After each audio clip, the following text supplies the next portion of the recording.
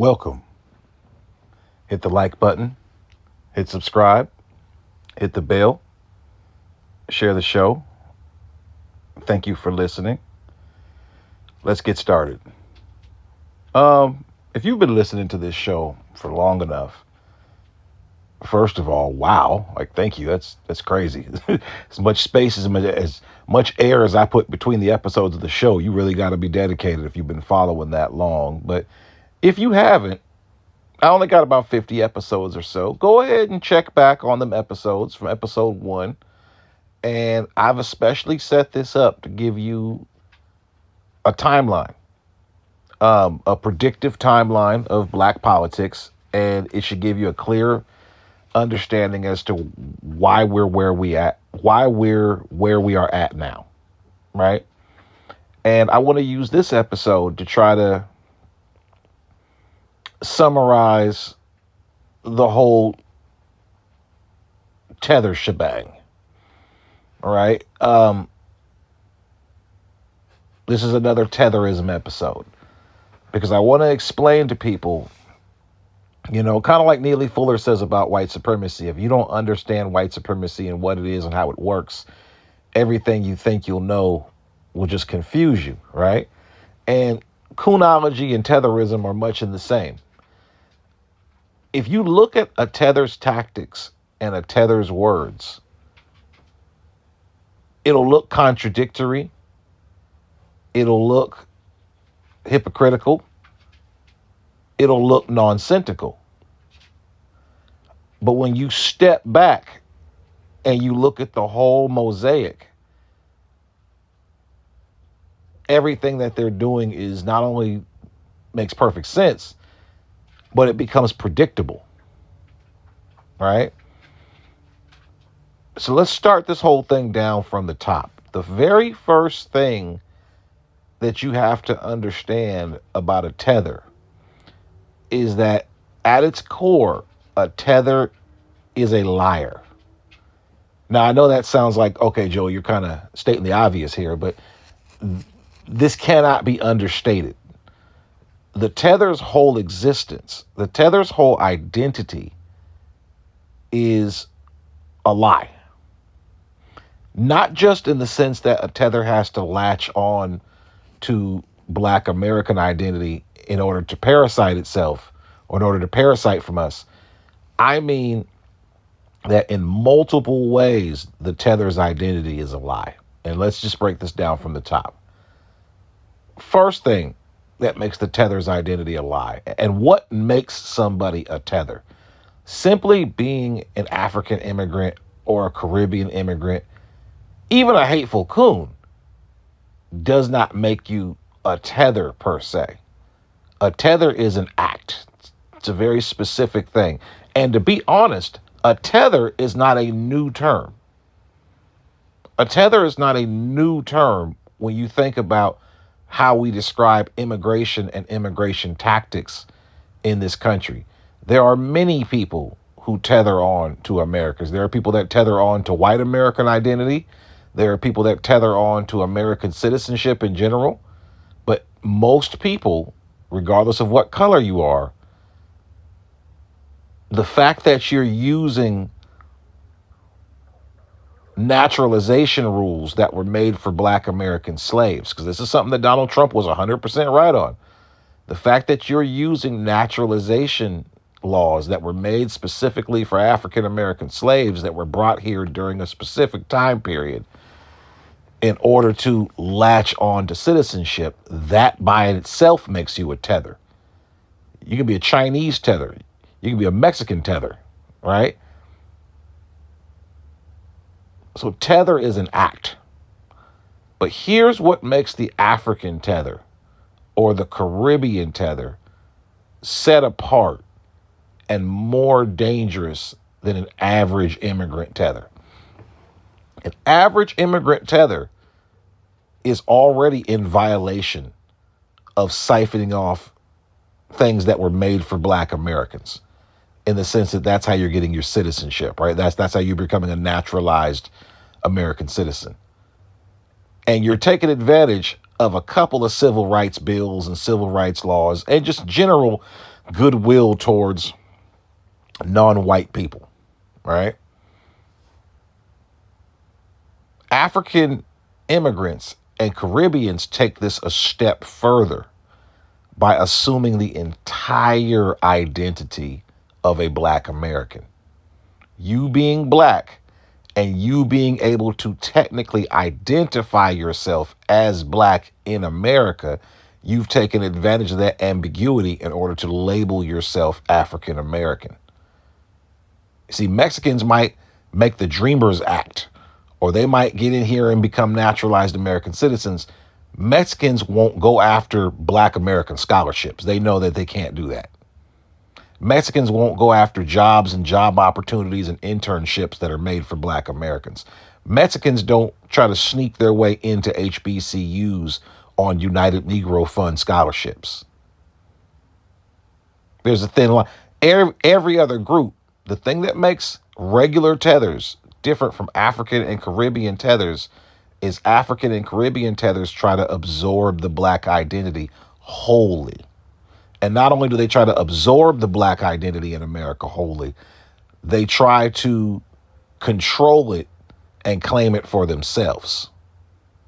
See, everybody else is using black Americans, but they kind of know, yeah, we just kind of got, we kind of come in here and we use them to become citizens. We use them for votes. We use them for this. But we know that there's limits to what we can do as the Asian community, right? We're going to come in, we're going to peddle our cheap wares over here and be slumlords, but we can't wear the skin of black people as a costume and parade around doing things in their name. We can't go that far. Wish we could, but we can't go that far. The Africans, the Caribbeans, you go that far, right? You literally drop your crime stats on black America. You literally drop your single mother pregnancy stats on black America.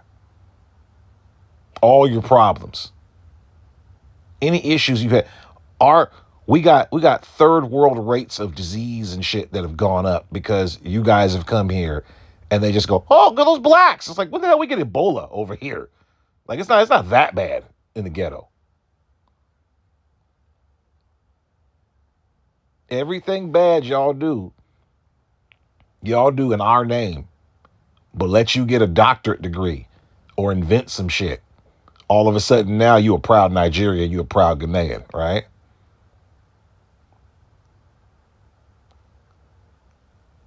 All of these, see, let me give you a perfect example of what I mean by other groups use black people, but they have limits.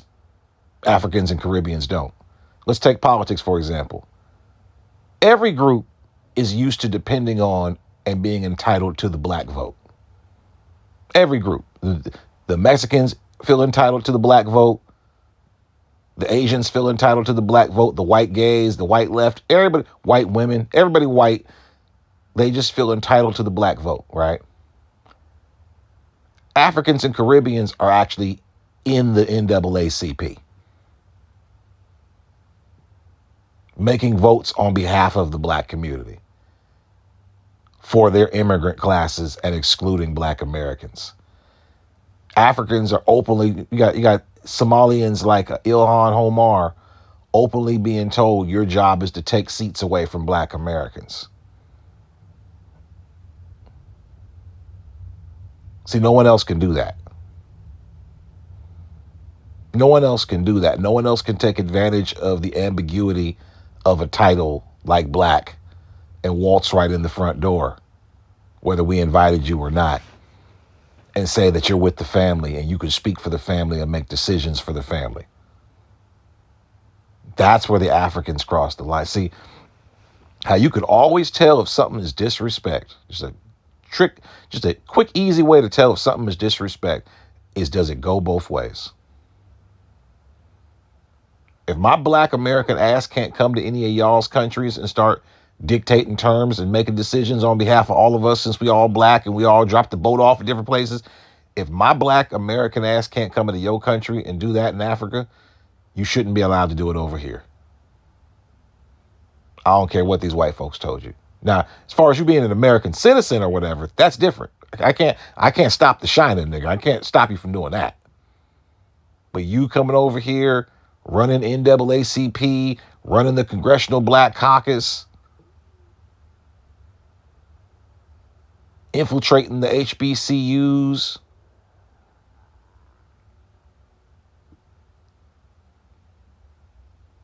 and then not only that, see, and this is where things get, this is where I'm saying that Neely Fuller rule. If you don't understand this stuff, everything you think you'll know will just confuse you. Look at their moves. Africans will tell you it's about unity, and everything's about unity. See, no one would have a problem with you going to the HBCUs, you joining the NAACPs, you buying up the Essence Fest, you doing this, you doing that, if you was really on that unity kick that you said you was on. Africans would talk all that unity stuff, and if you call them out, oh, you're being divisive, oh, you're xenophobic, unity, unity, unity, unity, unity. And then the first thing they do when they get that unity is what they do. They start trying to take over. They start trying to take, Africans will literally have things like African Takeover Day. like if, listen, if your goal is to unify peacefully, willingly, join, combine forces, equal, calling the coalescence a takeover is probably not the best messaging. Right? That's probably not the best messaging. Every time Black Americans try to have these co-events with Black Africans, as much as they say they want unity, they keep wanting to compare. They keep wanting to get shine. They keep wanting to get a little bit of aura off of us. They want to have their name next to ours so they can get people to kind of parlay over to them. It's a weird siphoning. Africans deeply and desperately, one of our listeners wisely put it, they said that, I guess the phrase the Africans like to use is called destiny swapping. Which, again, seems like it makes no sense, because if the entire premise of the African immigrant is we're not like the Black American, we're not like the Akata, we're good, strong, principled people, why on earth would you want to destiny swap with some cultureless, savage, undignified, non-statey people, right? And what you have to understand is when African immigrants get, okay, an African and an African immigrant are two different things. That's the very first thing you have to understand about this whole thing. When you understand that, like I said, this is what I mean by tethers are liars. I'm not just saying that as an insult. What I'm saying is, at their core, in their very being, at their definition, a tether is a liar. A tether is a contradiction. Because on one hand, you're an African. Your background, your history, your makeup, your heritage, your lineage, your family comes from Africa. Your people, when you say back home, your whole sphere of influence, your whole crew you grew up with, your whole surroundings, they're all back in Africa. In many cases, right? You're an African. But your reality, your right now, is deeply immersed in America. And you might have been here for decades. So what is an African who's been living in America for decades, what does that person look like to a bunch of Africans that are living in Africa right now and been living in Africa all their life? You look like a perpetrator. You look like a sellout. You look like they're going to look at you and say you ain't no real African no more. You have no idea what's been going on the continent for the last 20 years. and know you popping up a couple of years to bring your kids on vacation, that don't really mean anything. That don't really mean anything. So you got to understand that if you're an African immigrant, the first thing that African immigrants lie to you about is how other Africans from their own countries and homelands look at them. They want you to think, they know black Americans will have no idea what's going on the continent. So they just be telling us anything. They be lying. Tethers are liars. And they like to tell you stories about how good they got it back home. Some niggas will tell you that they're a Nigerian prince back home. Some niggas will give you a whole backstory that the reason why they're not, they'll give you the Wakanda wet dream. They'll tell you that the reason why they're not home is because they're coming out here to the States to freedom fight and send money back home. And no, nigga, you came because you fled that area. You fled that area.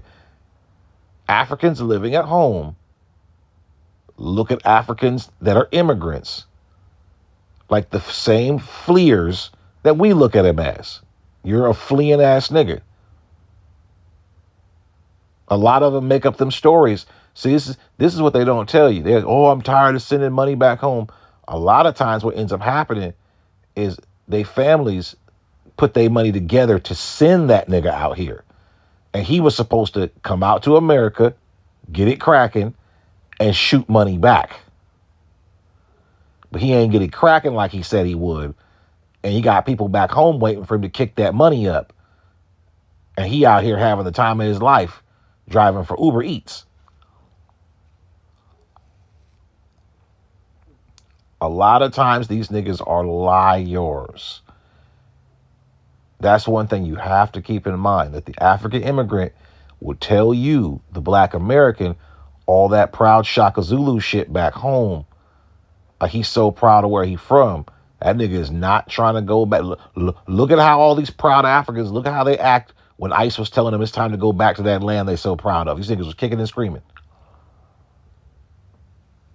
For a lot of these Africans, and this goes double for a lot of these Caribbeans, America is a witness protection program for these niggas. They can't go back home. They owe niggas. They ran during conflict. I tell you guys all the time, a lot of these dudes be snitches or elites that was helping mess the country up. They got driven out the country. You can't go back. A whole lot of these Liberians can't go back home. You remember when Donald Trump was telling them niggas for 2 weeks, hey, man, the war in Liberia is over. I'm about to send y'all back home. Them niggas was like, please don't do that. Please don't do that.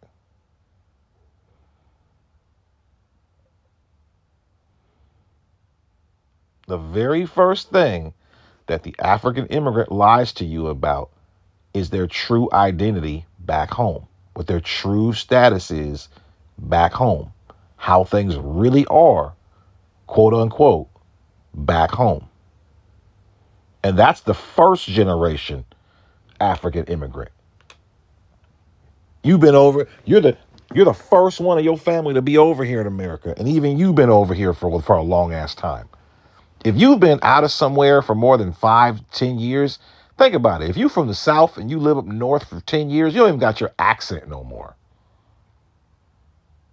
Not like you going back and forth all the time. You done relocated. You done lived in New York for 10 years. Most niggas who just met you, they wouldn't even know you was from Alabama. So imagine you leave Africa and you've been in America for like 15 years. You got no connection with whatever's going on back home at all. And that's the first generation. If you're a second generation, you're some African immigrant's kid, you ain't never been to Africa. You've never been, and you're never going. And on the rare occasion that you do go, you're staying in the tourist sections, just like an American, and you're dipping the hell out of there. You're not liking the creature comforts. You're not liking going back home. See, this is what they're not telling a lot of black Americans about the state of these African immigrants and the state of tethers. Tethers try to make you Tethers try to give you that Wakanda wet dream, like I said, like everything's good back home and you niggas are ignorant and oh, the Africa they don't want you to see and oh, I'm about to build my home. You remember the Woe to Maya era, the whole Africa is Rising era in about 2016ish, when all the Africans was telling you that they were building their properties back home? Yeah, you ain't heard hide nor hair about that shit since, have you? Tethers lie about the state of their situation back home. A lot of them niggas can't go back home, either because somebody will beat their ass or kill them, or because they're going to owe a lot of money, or they're going to be embarrassed having to come back home with their head in their hand and tell their African friends that they went to the city where the streets are paved with gold and they ain't come back with no gold.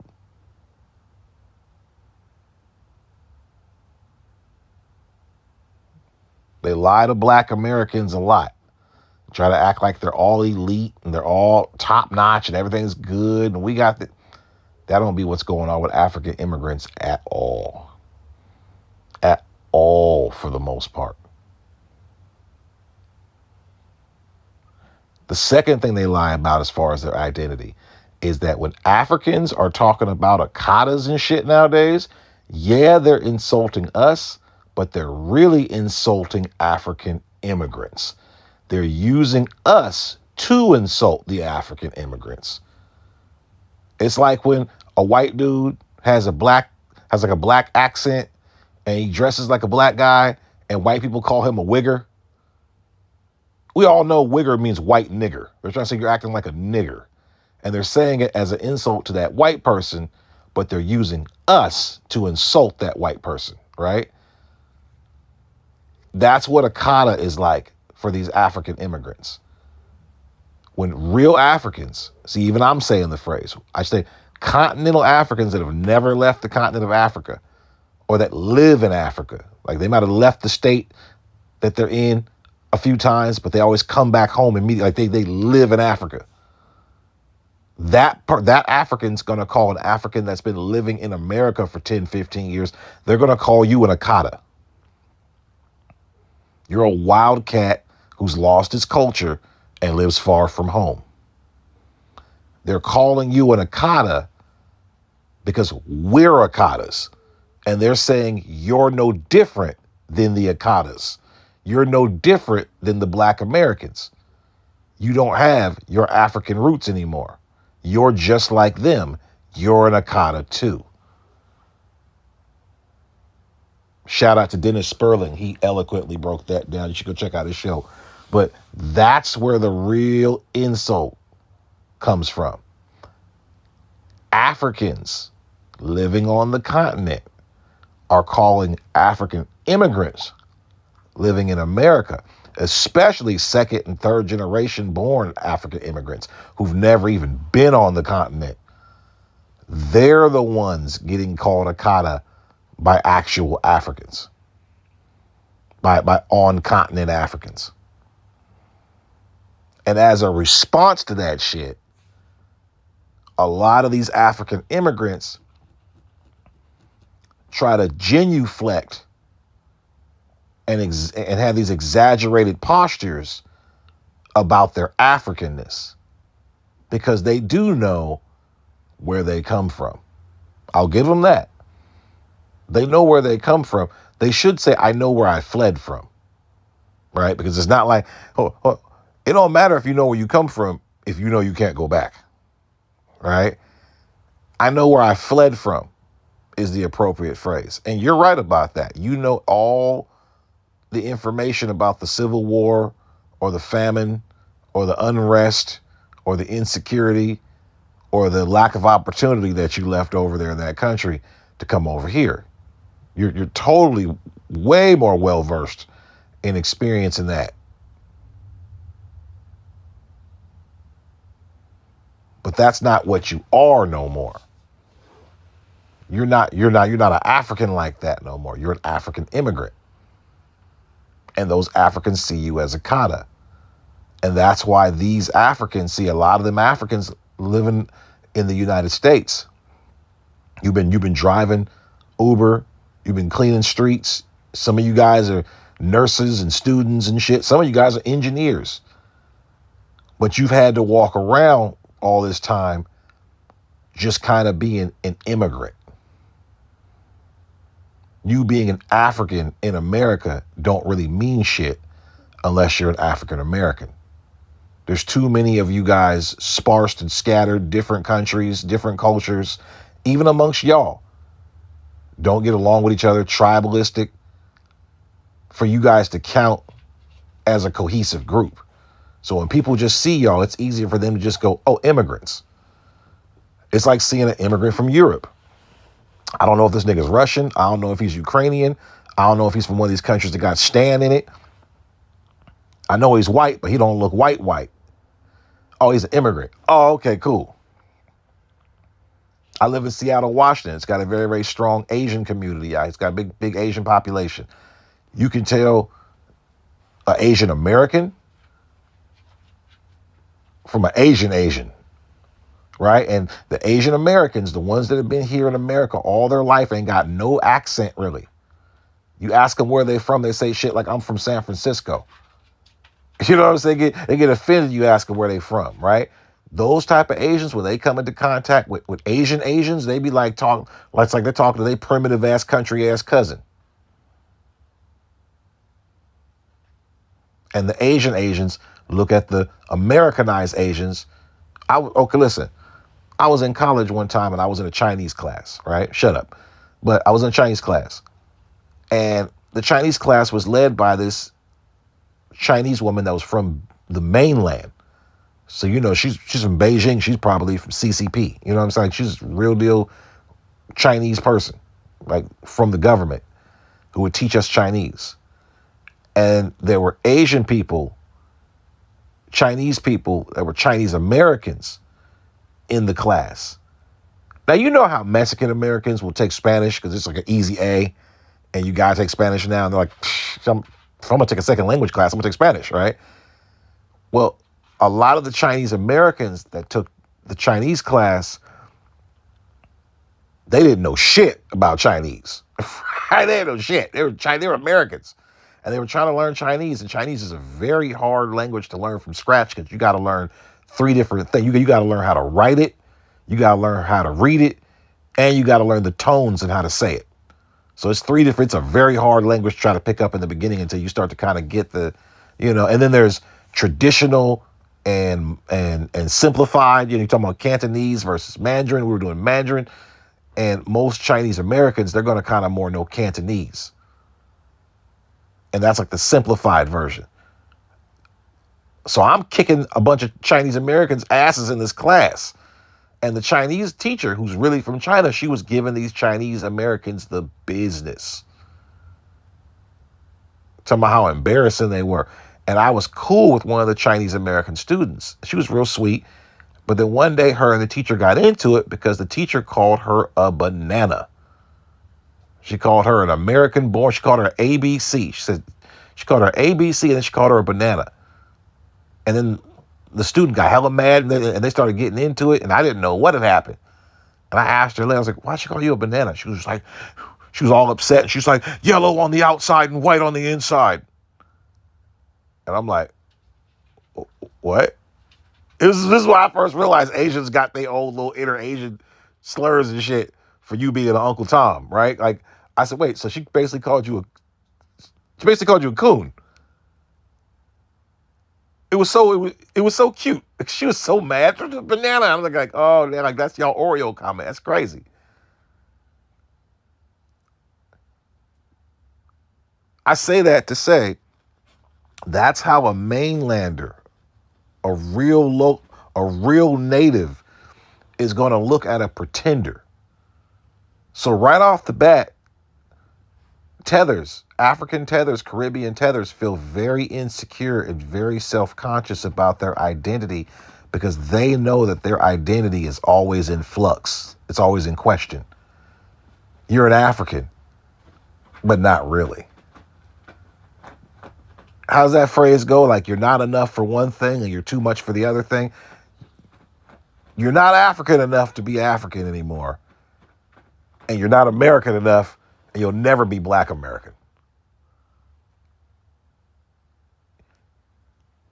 See, that's where a lot of tethers get mad about Black Americans. Being being a tether, to be a tether is to be a man with no country. That's what really bothers them. They know they're not really weighted to Africa. They hype that up and they make that part of their identity and they overstate that over here in America because they know that they'll never be called out in America by an African from their homeland. They can play that shit. It's like here in Seattle, when I was a kid, there used to always be a bunch of transplants. Niggas from California, niggas from New York, niggas from Chicago, niggas from where, and they would always come up to Seattle talking that big shit. Like they was just the hardest nigga wherever they was from, right? They tell you all the stories about where they from. And then every now and then, you know, when the internet first came out, we all first started talking to people on Facebook chats and MySpace groups, and you could actually talk to people all around the world instantaneously. You start talking to people that know this nigga. You start talking to people that live in the neighborhood where this nigga came from, and you find out that the damn reason why he moved to Seattle was he got ran out of town. Nigga was on witness protection. You know what I'm saying? Like the nigga got beat up and was scared to stay out there, so his grandma moved. Nigga got one little fight and his mom got scared. You know what I'm saying? Like you start to find out from people what this person's real background was. And it wasn't the narrative that they portrayed. That's how tethers are. Tethers will have you thinking everything was so damn good in their country, you wonder why the hell you even left, right? And then you find out that this nigga was a rat fink where he's from. You really got to watch that about a tether. Another thing you got to understand about a tether is you would wonder what makes a grown-ass man or a grown-ass woman be comfortable trying to wear somebody else's skin. And you got to understand that a tether's immigration process is different than most other groups' immigration process. An African tether or a Caribbean tether's immigration process is different than most other immigrants' immigration processes. That's very important to understand. I've said this a few times before, but it bears repeating. You're either a refugee or a sanctuary immigrant. You are a work immigrant, like a H-1B, brought here for your job ass immigrant. You're a snitch or collaborator with one of our intelligence agencies type of immigrant. Or you're a foreign national representative of the government of where you're from type of expat.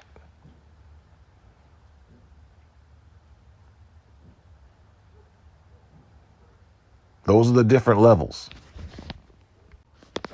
And when we're talking about identity, let's break down which race has which identity for an immigrant, right? Usually, the H-1B type of the H-1B type of immigrant, that's usually Asian or Indian, right? While Indians are calling themselves Asian. So that's usually an Asian thing. The foreign national deal, that's usually an Asian thing or a white immigrant deal, right? The snitch, the foreign collaborator, the foreign collaborator can usually be an Asian or an Arab immigrant. They're usually over here for snitching. If you're South Korea, you know what I'm saying? Or Cubans. Those are also collaborators back in the day. Now, if you're just some kind of usually Africans fall in the category of refugee, sanctuary city type of immigrant down with the Mexicans and the Central Americans, the Central Latin Americans. That's where most Africans lie. Most Africans are here because their countries got blew up, or there's a civil war somewhere, there's civil unrest wherever they're from, and our country takes pity on that, and they're trying to work with you and get some of them natural resources. And so they're allowing a lot of you guys from that country to be a refugee in America. And African immigrants do not like. See, if you're an immigrant, you're going to get treated based on how Americans think you got here, right? Indians and Asians, they roll their eyes, and they're haters, but you're seen as people that are coming over here with skill sets we don't got in the States. So they got to kind of accept you, right? When you're a Mexican immigrant, you're looked at like unskilled labor that keeps the cost of business stuff down. So you have a use. But when you're an African immigrant, right? Like really think about this for a minute.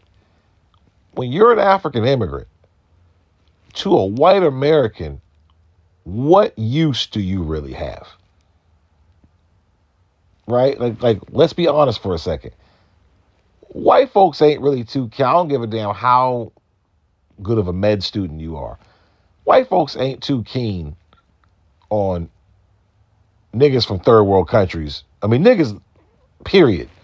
But especially niggas from third world countries being their doctors. Let's just be honest. White people want white people to be their doctors. They'll settle for an Asian. Let's just keep it real. If it's a surgery, maybe an Indian. But that's about it. They don't want no African nigga. They don't want, hello, I am Dr. Oleambo. I am here to work with you for your cancer. Where are you going? Like, nah, they're not there for that shit. They don't need you as engineers, right? They don't really need Africans over here for anything like they do the Indians or the Asians or even the unskilled labor Mexicans. The only purpose, and this is another key thing about the African and Caribbean immigrants, none of them have any special skill set where they're from that they need to import over from Africa.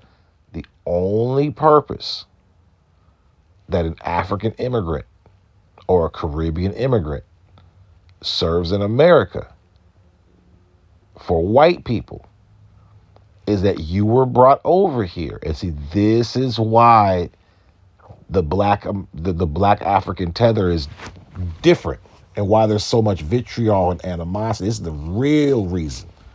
We're going to break this down today. The only real purpose that the African immigrant has in America to a white person in a white American social setting is that you are useful makeup for black Americans. You're supposed to come in and mask the failures, mask the symptoms of the failures going on in black America in two ways. One, any wealth, any success, any education that you're enjoying by these immigrant programs that you're benefiting from when you come here is supposed to look like a benefit to black America. Meaning, if I have a bunch of scholarships that I give away for you as an African coming to America, do I send you over to a bunch of HBCUs? Or I send you to a bunch of Ivy League schools? Or I send you to a bunch of, state schools, whatever it is. You as the American white liberal can say, look how well the blacks are doing under our policies. Black American joblessness is down this percent. Black American education is the Black American household wealth amount is this price. And none of that shit will really be true because you brought in a bunch of Africans that were at the tops in their countries. It's a good mask for not really giving black America any real policies. And the second way it benefits white Americans when it comes to bringing in black immigrants is you get to shame black America. You get to use black American, not black American, you get to use black immigrants as a shaming tactic for native black Americans. You get to play this trick where you go, Well, they're black just like you, and they're doing great. So therefore, racism can't be real because they're black just like you. This way, black African immigrants serve as a counter narrative to the racism and helps push that anybody can make it here story in America when they show you the Africans. That's really the only purpose an African immigrant really offers. That's really the only benefit an African immigrant offers to American society. They're a counter narrative to the narrative that black Americans push about America. That's why you see, this is the key thing at the core of every tether's being, every African tether, every Caribbean tether. The real reason why they be so quick, so spring-loaded to shit on black Americans and have this weird, look how we're different, look how we don't rock with them. The key reason why they have that at their core is because they know that's the thing that keeps them here. Black tethers know that their job here in America is to undermine us. Their job here in America is to masquerade as us. That's what they were told to do when they get here. They understand the assignment. They know that they're brought here and that their job is to not assimilate into black American society, but to usurp it and replace it. That's why, think about it. Why do you think somebody would be so triggered? Why would somebody who's coming in talking unity, all of a sudden, the second that they think they got the numbers, start talking African takeover? If we're all the same people, what would you be taking over? You're taking from yourself, right? We're all one. I'm you and you're me. Who are you taking from? That lets you know what the real agenda is. When you're over there trying to have a damn essence fest or whatever, and you guys are doing Jollof versus jambalaya and all this kind of weird energy where you want to have this dynamic to where it's you versus us. Because you have to show the white people, in order to stay here, you have to show the white people that you'll be antagonistic and oppositional to us. There was a whole lot of flat out, wide out in the open, overt campaigning to white people to choose them. I would see a lot of Africans say things that it just sounded like they were like in an interview. Well, we don't fight back, and we're good workers, and we don't give you guys problems, white people. Please don't choose them over us. And we're like, what are they even talking about? What are they even doing? Like, why are they begging? What are they begging about?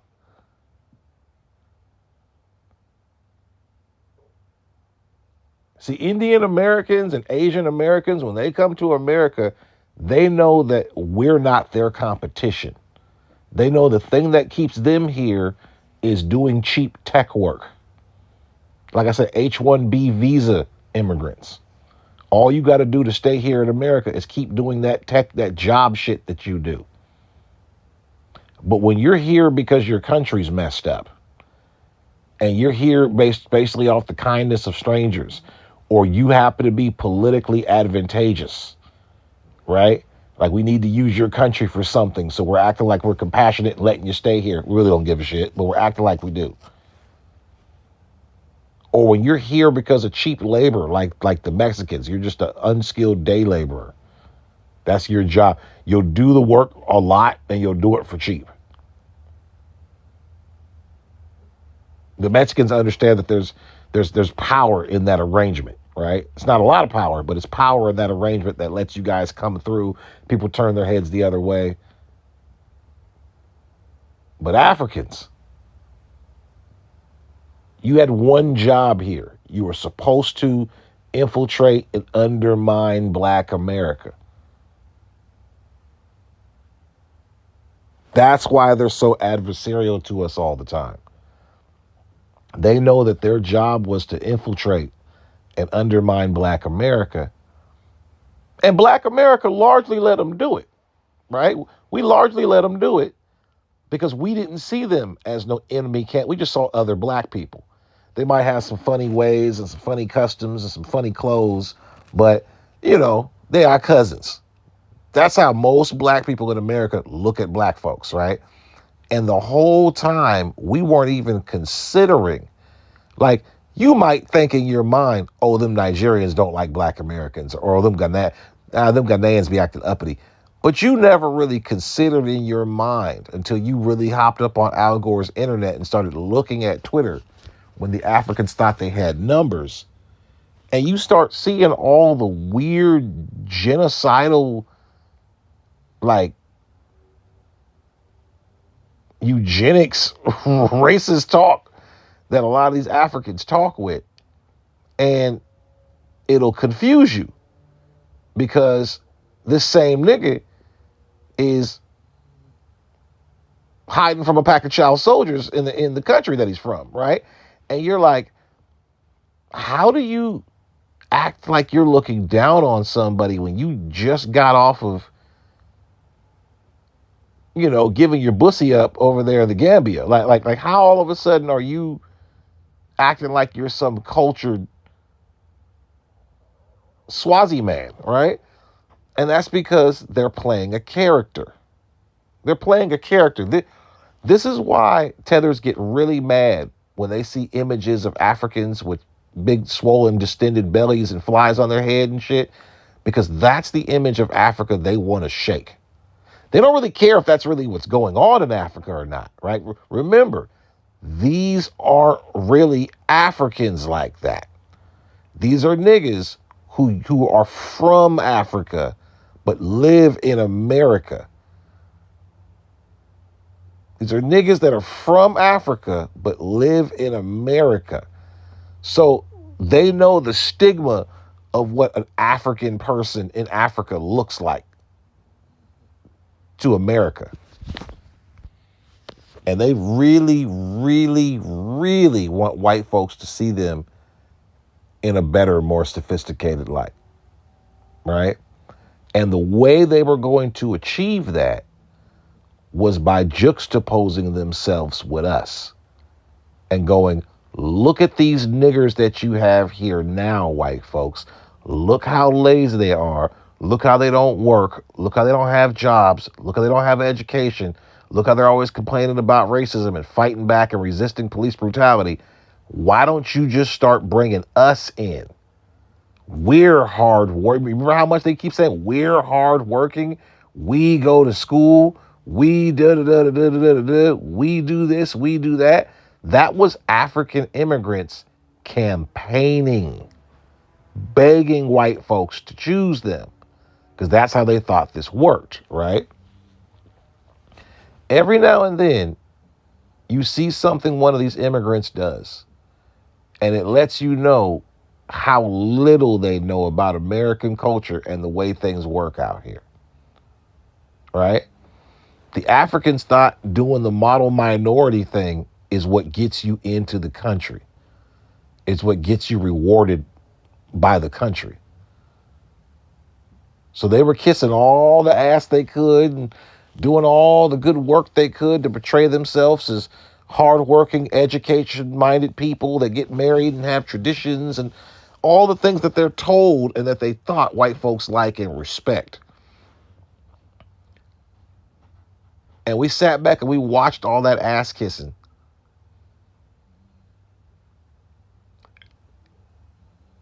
And then we watched Donald Trump get elected again.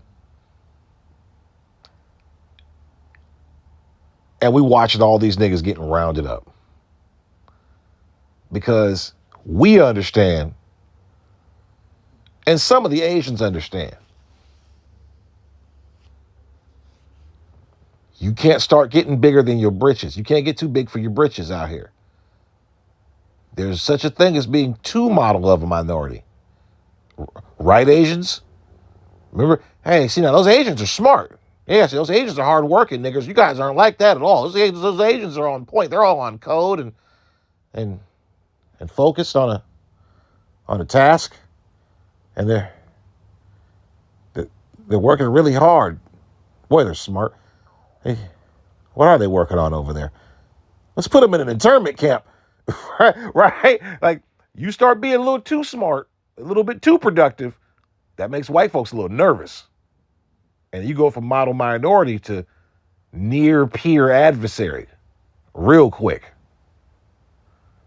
People say shelter. Well, if black people just got it together and got their business straight and got the education up, oh, okay, and be more productive, they could build something. Okay, you mean like China? China's productive. China's educated. China's building stuff. Do we look at China and America like, wow, they got their shit together and pulled their pants up? Now we respect them.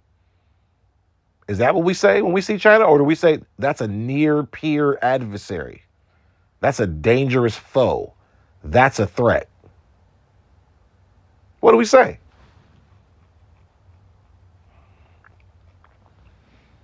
A lot of Africans didn't realize two things.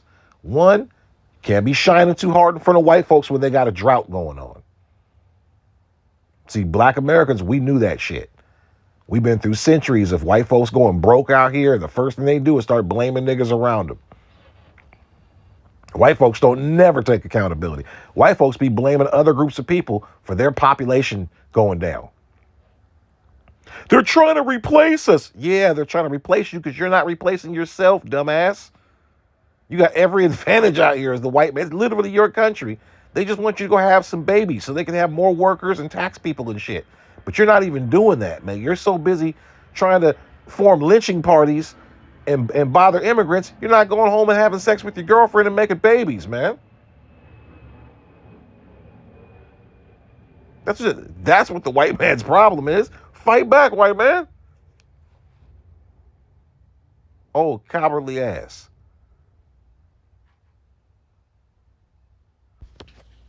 But the African immigrant, the Caribbean immigrant, they bet everything. They put all their chips in on the double cross.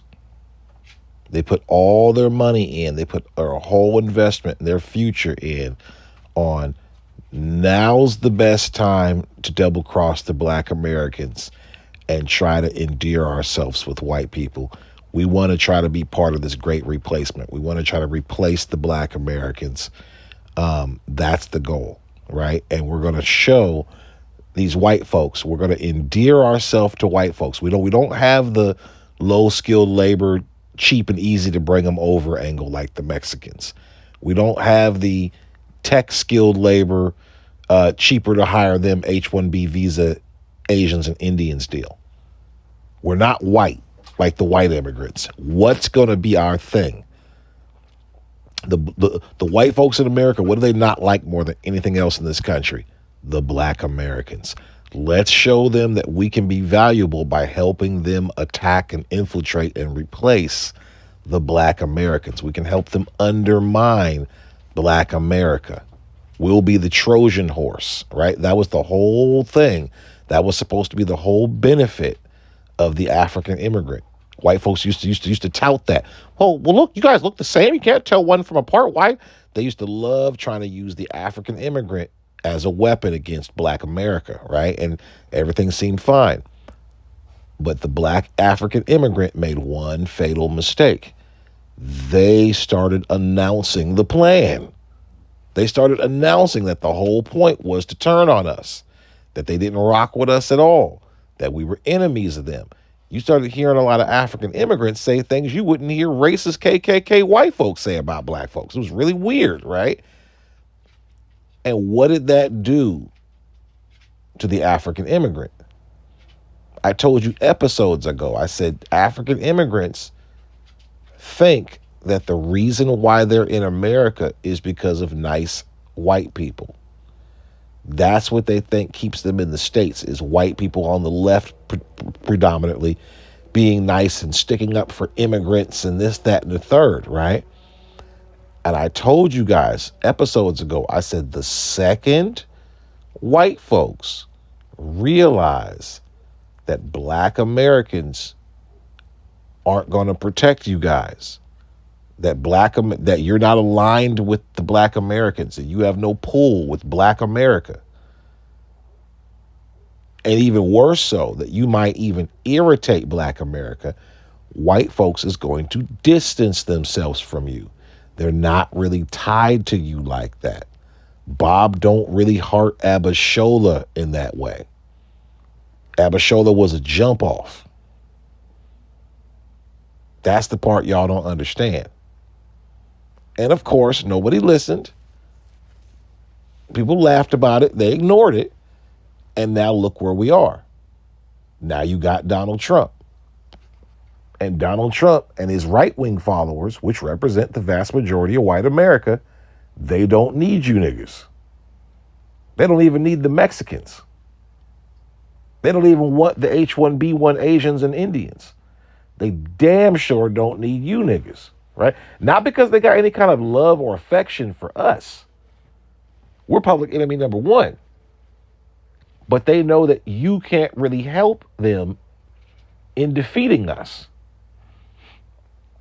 because you did the dumbest thing you could have possibly done. You blew your cover. You let it be known that we're enemies now. You let it be known you don't rock with us. You let it be known your goal was to infiltrate. You let it be known that you was a deceiver. Right? You couldn't even keep it inside. You niggas started the whole I'm not black, I'm Nigerian shit, right? You niggas started that whole wave. Y'all had the whole diaspora singing off key. You had the whole diaspora denouncing their blackness because they thought they were separating from black Americans. But white folks heard you say all that shit. You played right into their hands. See, if you'd have been listening, we would have told you. We'd have told you the first rule of white people is white folks always break their tools when they're done. They don't want somebody coming back and using something against them. White folks always break their tools when they are done. And once they got done with y'all really thought y'all was finna be some black ass model minorities. The second they got through with y'all, look how quickly y'all went from hard working to you Somalians are a bunch of scammers. You Nigerians are getting sent backpacking. All you Haitians can go. Remember just a couple short years ago when the white folks was telling you that how can an African American tell who's an African and black is black, and they were trying to throw that in our face? Now all of a sudden these white folks know exactly who you niggas are. These white folks know exactly who you got. You got white folks walking around with a bottle of French's mustard, and they're holding it up to Africans' eyes, hold up to the whites in their eyes to see how jaundiced you are, to see if they're gonna kick you out the country. Oh, they'll find a way. They'll find a way. Remember this whole time, white folks were using you guys as an excuse of, well, how are we going to tell who gets the reparations? How will we know who was a slave? They sure know who's not an immigrant. They sure know who's not a citizen, don't they? They packing y'all up out of here left and right. And while they're packing y'all up out of here, look what y'all are doing. Y'all looking to us for help. But you can't look to us for help because you told them white folks you don't associate with us. You untethered yourself. How are you going to be a tether and untether? The first rule to being a parasite, there's two rules to being a parasite. See, Tariq Nasheed's really nice with the word tether. Tariq Nasheed's really nice with the word. He went political with it. Like I said, tether's not a new word.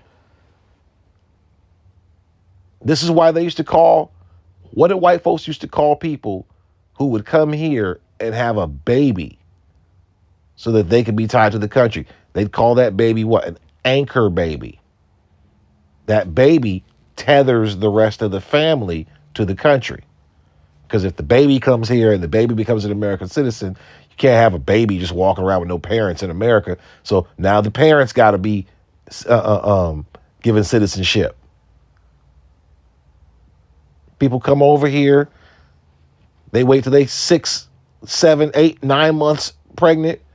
9 months pregnant, they come stay in a nice hotel. It's the Asians, it's Chinese women do this. They come over here, stay in a nice hotel, have their baby here in America, and now they're locked. Automatic citizenship. Big loophole. Brought to you by Black America. This is what people do. Those people are tethering themselves to the states.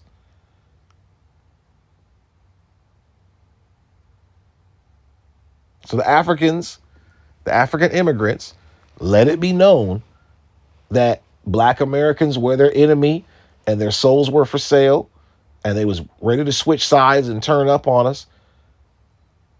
And the white folks looked at you. They saw how eager and thirsty you was. And they saw how what ended up doing a lot of you African immigrants in was when we revealed to the white folks that we know exactly which ones you guys are.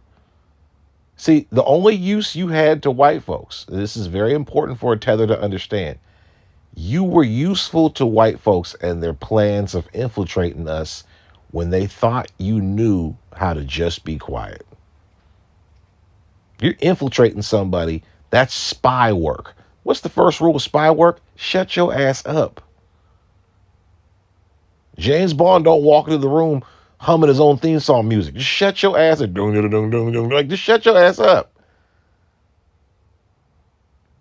Y'all couldn't help yourselves because you thought, see, evil always starts monologuing when it thinks it got the upper hand, right? Right when bad guys in the movies think they've won, they just can't resist letting you know how genius their fucking plan was. And that's exactly what you niggas did. Y'all Africans started monologuing, talking about African takeover. You remember when the African immigrants were saying there's more immigrant Africans here, that most of the black people in America are immigrants? There's only a few black Americans. They started really feeling themselves. And I'm going to tell you why they started feeling themselves to that degree. African immigrants, Caribbean immigrants have absolutely, like on a large level, have absolutely no connection to the Black American community. There's a few of them that mix and mingle, but for the most part, you look at Africans, you look at the average African group, they commingle with Black Americans less than white folks do. Africans commingle with Black Americans in America less than Asians do, less than Hispanics do. You guys are the bottom of the barrel when it comes to community with us, right? As is your right. Totally normal, totally fine. Unless you're trying to infiltrate somebody, which was your job. That was the job white folks gave you to be here. The fact that they're packing y'all up and shipping y'all out shows you that you failed. Lets you know you failed. Your job was to come over here, look like you're befriending the Black American, get into all the, so you were doing great. All you had to be was quiet. You were almost there. You guys had to start talking shit because of your pride. And that's what woke Black Americans up. That's what woke Black Americans up and said, wait a minute, these is not no damn brothers and not no damn allies. To be honest with you, the African immigrant is what shut down the idea of all immigration to Black Americans, even the Hispanics. They was doing their little shiesty shit too that we saw. But the African immigrants was so bad. See, if Black Americans had a really good relationship with Black immigrants, right? We was really 10 toes down like it was the 60s, right? All the Democrats would have had to have done, and they tried to do, was once Black Americans made it clear we ain't really with all that immigration, they would have tried to make the argument that immigration was a Black issue, and they would have showed you Haitians getting gaffed up and Black Brazilians and Africans, and you would have went, oh, not our brothers. See, we got so much good good rapport with all these black people across the world. Let's not do that. Hey, maybe this is an immigration issue. That's a black issue, and then we would have joined on board, and everything would have went hunky dory. But when they came over and said, "Hey, immigration's a black issue too," and we turned around and said, "Fuck them and black immigrants." Now what do you do as Democratic Party? Now what do you do? Nothing.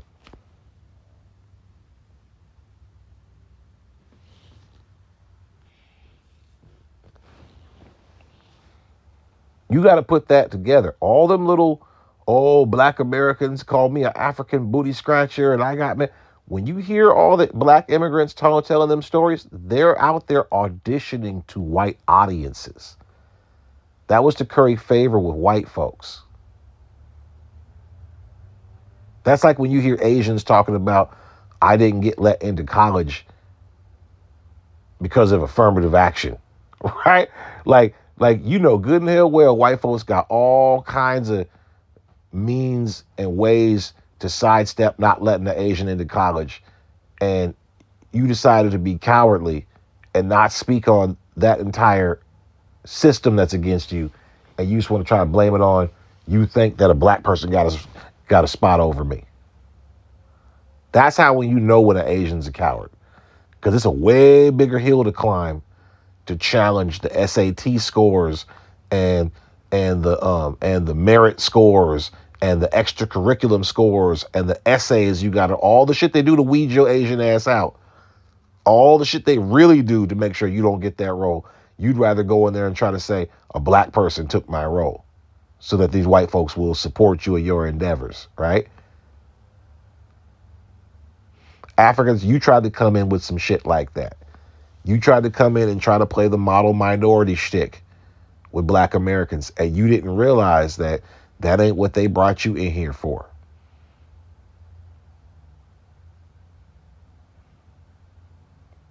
You blew your cover. The second you started talking all that shit about black America and separating yourself and making yourself distinct, I'm going to tell you what blew your cover. You blew your cover the day you started seeing those little articles about African immigrants doing well. Y'all started popping your collar and coming out the closet. And that's fine. But it's not fine if your whole job is to infiltrate and absorb somebody, dumbass. That's what I'm trying to say. You blew your cover. And once black people revealed to white folks, no, we could actually easily tell who's an African and who's an African American. Are you kidding me? Once it got known to white folks that we see you niggas as lame, once it got known to white folks that we'll sit idly by and let y'all get done dirty the same way y'all do with us, white folks realized, oh, shit, this is a worthless spy now. This is a worthless spy. It's like turning somebody into a snitch and having them go back to the neighborhood to go see if they can get some information. And everywhere this nigga walk, people just walk away. They don't say nothing. Right? Because everybody knows this nigga got a mic on him. So now, as an African immigrant, what did I paint the problem for you as a picture? You're a man without a country. You've been here for 10 years. You can't get accepted by the whites unless you can show that you can help infiltrate the blacks in America. You can't go back home because your street credibility is boo-boo where you from. You can't infiltrate the black Americans now because you done overplayed your hand at the worst possible time. Mind you, black Americans weren't even on delineation at the time. Black Americans were on, we're not signing up for this DREAM Act and for these immigrants. We was talking about the Latinos. Then here come y'all funky asses come first in line talking that bullshit like we owe y'all something. Like you wasn't gonna get packed out of here too.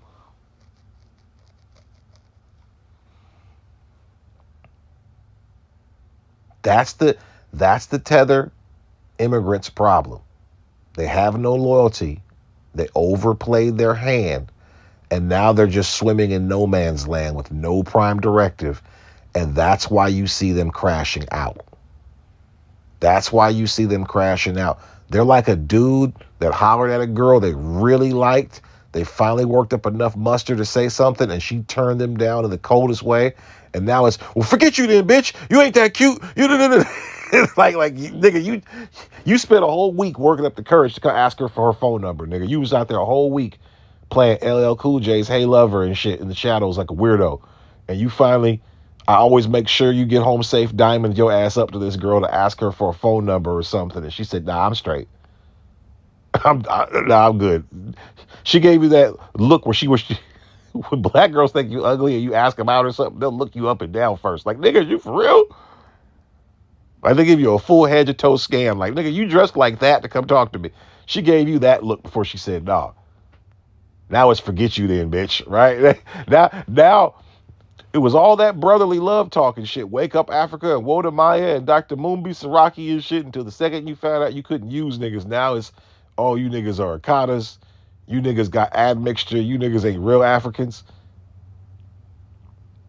See, they was trying to get black Americans to wanna be on that Pan-African kick. That was the little teaser. The wave was to try to make black Americans want to be African. Oh, you're not a real African. You know, when black Americans countered with you, right? Africans ain't never got that kind of energy before. Jamaicans, Caribbeans, black Brazilians and shit, they be kissing up to Africans. These other groups fall for that whole superior African pure-blooded gene talk. The other groups fall for that shit. They be falling for that we come from kings and queens shit. They don't even know these niggas sold them. These other groups all fall for that shit.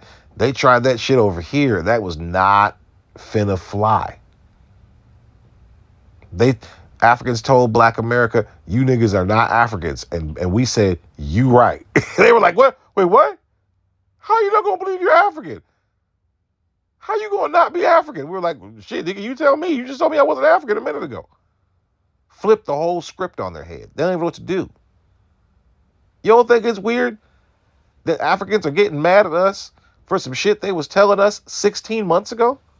You're not African. You're not African. You're not African. Yeah, you're right. We're not African. You don't want to be African?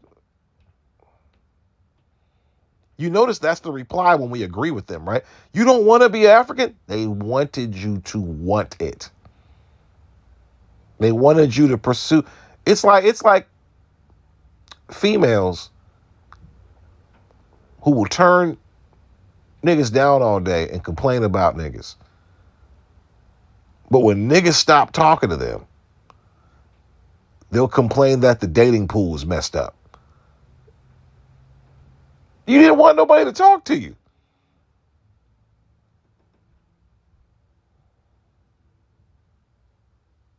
This is where we are now.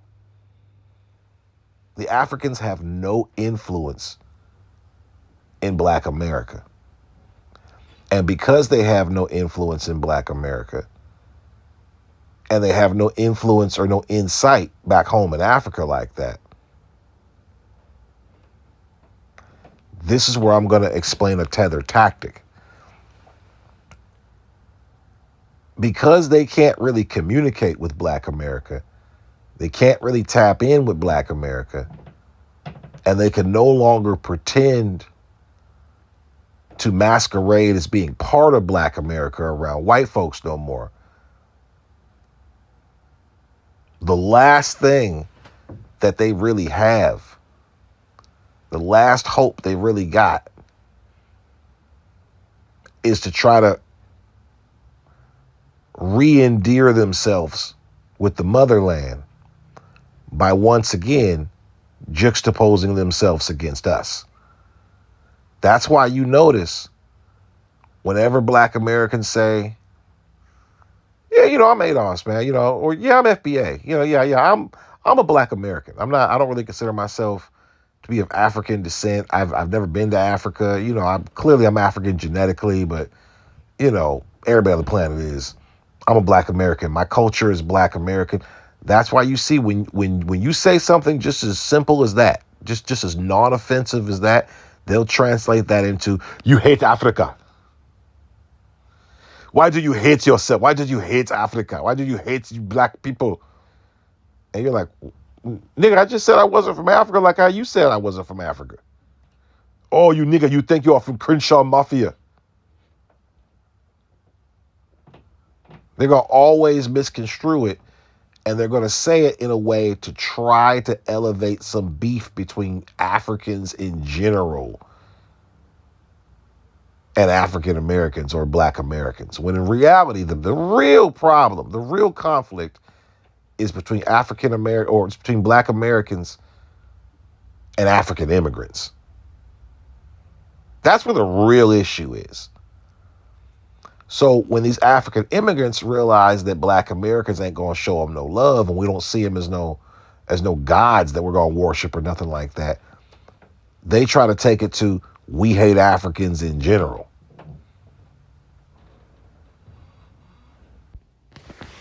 This is a diaspora distress signal, right? Because up until a point, there was no relation between Africans on the continent and black Americans in America. Why would there be, right? None that a black American would notice, you see, but by sparking that argument and seeing a lot of black African opinions and seeing their stances on things,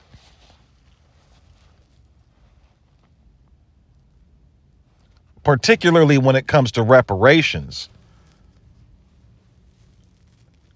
bold underline italics, the little slick shit they're trying to play with circumventing reparations, it made black Americans realize all these Africans are after our intellectual property. You see, it was one thing. What was the thing? This was the last thing that Yvette Carnell and ADOS and Tariq Nasheed with what will become FBA agreed upon on platform. That was the demand for tangibles, right? Tangibles for our vote, tangibles for our endorsements as black Americans, tangibles for just stealing our whole aura, our swag, our identity, our cosign, right? Riding our wave off of everything. And that was just to the Democratic Party. This had nothing to do with Africans. This is what I'm saying. We forget the chronology. We forget the timeline on a lot of this stuff. We didn't just... Africans like to make it seem like on their little weak-ass platforms that, oh, ADOS is a hate group. FBA is a hate group. They're a cult. They just pop up and argue. Remember, this whole thing started with us telling the Democratic Party, some white folks in America over an American election as Americans, that we want some tangibles for our votes. We weren't even talking to all America. We were just talking to the Democratic Party. And we were saying we want some tangibles for our votes. That's how this whole thing started. And all the guilty dogs got to hollering. All the hit dogs got to yelping.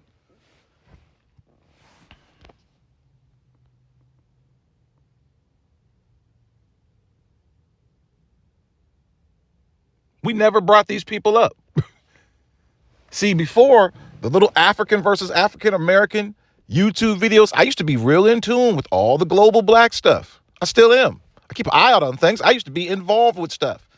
All the little African versus African American stuff used to always be from Africans. You look on the Black Americans channels, niggas wasn't even really on that. Not even because we was on some peace. We just wasn't even thinking about them like that. But the Pan-African Black Americans knew. And I used to call them out all the time because they would always play up to that. And, oh, I'm not like that. Whenever they start calling, they be around all them Africans, and them Africans be calling black Americans lazy and ghetto and shit. They would never stand 10 toes down and be like, no, hey, like the same way they would stand on business if you said that about Nigerians and they are Nigerian. The Black American Pan-Africanists, they never stood on business and was like standing on pride about being a black American. To be a black American Pan-African was always to kind of cater and kowtow and kiss ass. And by the way, that's by assuming you're a black American for real, Pan-African, because a lot of them niggas be Caribbeans and shit. I used to sit there and watch these niggas kiss up to these African niggas, and I would kind of go bang on them African niggas a little bit. I used to go toe-to-toe with the Pan-Africans. Some of them was actually legit. I can't bring any names to mind right now. I might pause it and look up some names. There was some solid dudes, but a lot of them niggas was ass kissers to Africans because they got a little scam rocket. Their whole thing is to try to, get some black Americans to come visit Africa and blah, blah, blah. And then you can invest in this. And they got little deals rocking with them Africans.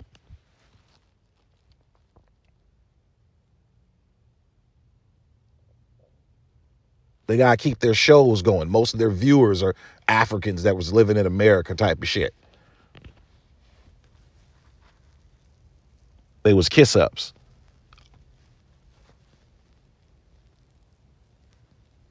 But my greater point is that a lot of those Africans popped up and we never brought y'all's names up. We came at the Democratic Party about tangibles for our votes.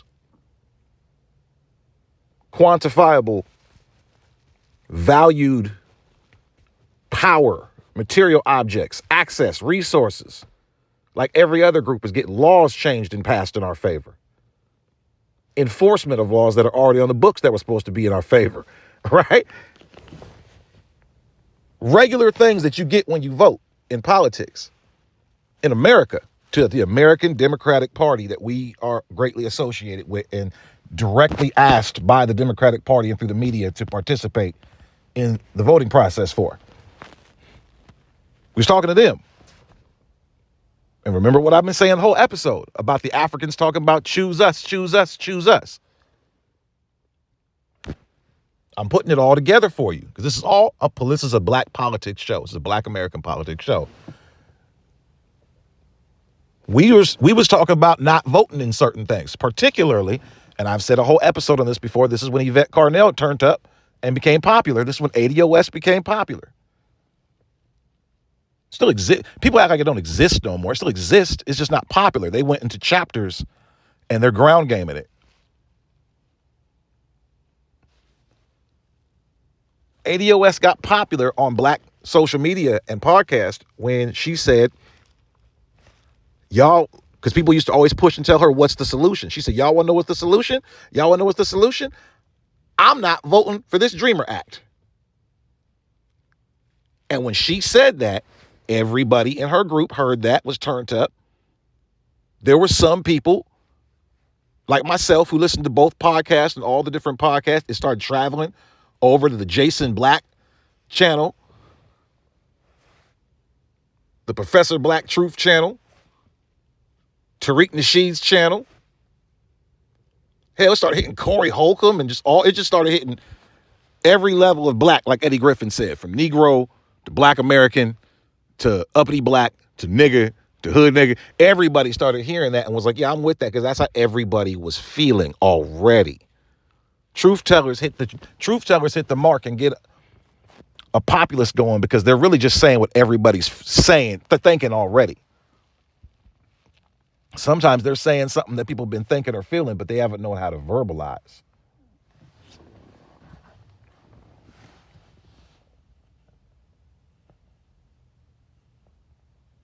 But that's what everybody was on. We was going after the Dreamer Act. And I remember all on social media, all the Latinos were, the blacks aren't with us. The blacks aren't with us. Because they knew if the blacks pull out of that Dream Act shit, with as much pushback as it was getting, it was dead. It was DOA. It was done.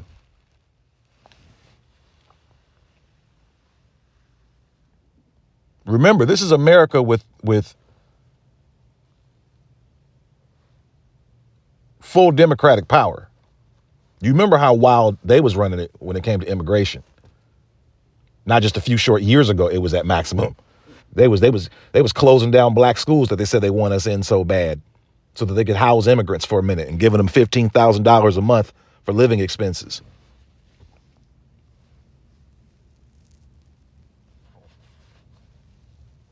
And that was the border crossers.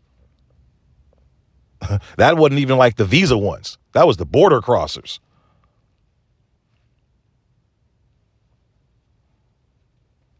So when black folks said that, and our tactic, our strategy was, we're going to talk to the Democratic Party and get them to give us tangibles for our vote. Our goal was to get tangibles for our vote. We ain't never even asked what the tangibles were. Just we wanted tangible, just something better than what we're getting, which is nothing. Our tactic was going to be, we're not voting with y'all and supporting this Dreamer Act. The response was the Latinos came at us trying to get us to go their way. We was like, no, we ain't on that. And then came the African immigrants. The Democratic Party. So this whole thing has been about the Democratic Party. These tethers are just puppets for the Democratic Party. The Democrats came to us with tethers. All these African immigrants came to us trying to make it seem like this is a black issue. This is I'm a Haitian, I'm a Jamaican. And we looking at y'all with all your vitriol and just showed you a mirror and showed you all the shit you've been talking.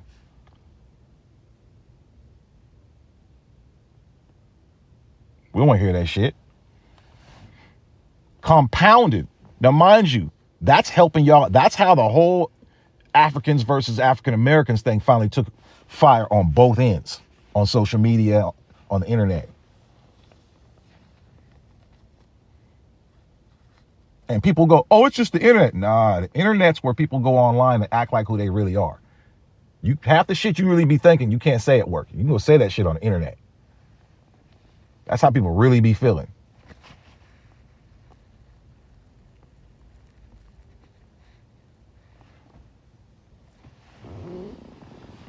Yeah. Then it was on. And it was on in actual politics. And that like actual, see, when they be talking about going to war with us, and you're going to war, and we think, we ain't going to war with y'all. We ain't did nothing violent with y'all, because we think of war is like how we think. See, they be talking about machetes and shit. But like I said before, politics is that without the bloodshed. I think Tariq said that too before. All politics is warfare. That's the last step before straight up combat. Most wars take place after bad elections.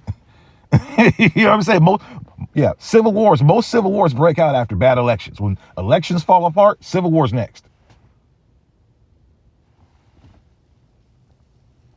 That's why we celebrate the peaceful transfer of power with the new president.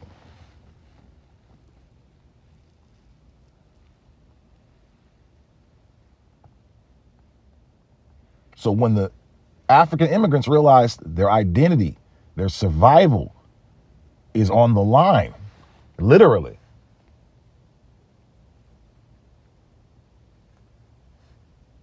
They went to war with us. They think they're at war. That's why I said, go ahead and start a war. Remember when we just decided not to go get our hair braided by them anymore because we didn't want our hairlines pulled back like them? We realized it was a setup. And we stopped getting our hair braided by them for like a month. And they were like, go ahead. Oh, they are starting a war. They realized we're hitting them politically.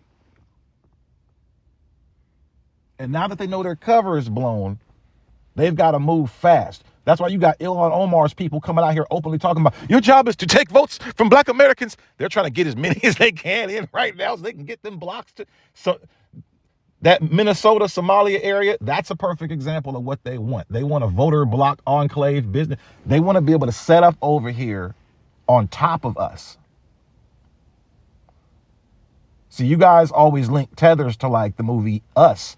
No, they're more like the movie Get Out, where they want to be inside the black American body and black American identity, but be themselves inside there. That's the game. Their job was to flood niggas out.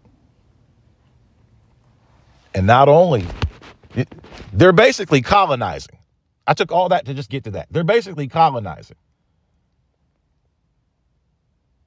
They're not looked at as real Africans. They're looked at as African colonizers to their people back home. You're supposed to get us in. Remember, these niggas done had to win lotteries. You know, it's probably like the Hunger Games in Africa to get over here. It's probably literally anyway. These Africans, this is why they're sending out that diaspora distress signal against against black Americans. These niggas done blew the cover so hard. You see, we got a nigga like Donald Trump in just by not moving. Just by us moving basically a finger. I told you from the beginning, you don't need all the black people to vote one way. We vote so strong in one direction, a 5% reduction in turnout for us, a 5% reduction in turnout in key areas, in key states, in key districts, sways whole votes, sways whole states, sways whole electoral college votes. I love using the Milwaukee example. The entire state of Milwaukee is 11 electoral, I can't remember if it's 11 or 15 electoral college votes. Milwaukee is very white. It's only 6% black. But a big portion of that 6% is in Milwaukee County, which is a major district out there, and it sways the entire state. And it's always black. So Milwaukee votes black, even though it's mostly white. This is why white people be hating niggas when it comes to politics, because our vote is overpowered. This is why they try to gerrymander us so much. It doesn't matter how many white people it is in the country. It doesn't matter how many Mexicans they bring in. See, everybody they bring in thinks they're white. They've done white people stuff to white up here. Even the Africans, they think they're white. So they're going to always, boom, boom, split like white people split. They're going to split where they live. They're going to split based off of, their income. Black Americans vote in a solid direction. And when we shift, we all shift. So it sways the vote huge. So us showing up or not is just a big deal. That's why you've never heard them care about any other group or a demographic of people other than like white women sometimes, but black people all the time. And the Latino vote, but they're trying to see why the Latino vote never goes the way they think. And it's because what I just said, Latinos think they're white. So they're going to vote like white people. They're going to vote 55% Republican, 45% Democrat. Just negates itself. All you did was raise the numbers in the total vote of the election. That's it. Democrats assumed because they're people of color, some shit they made up, they're all going to vote Democrat. No, half of them think they're white. And the other half thinks they're white liberals.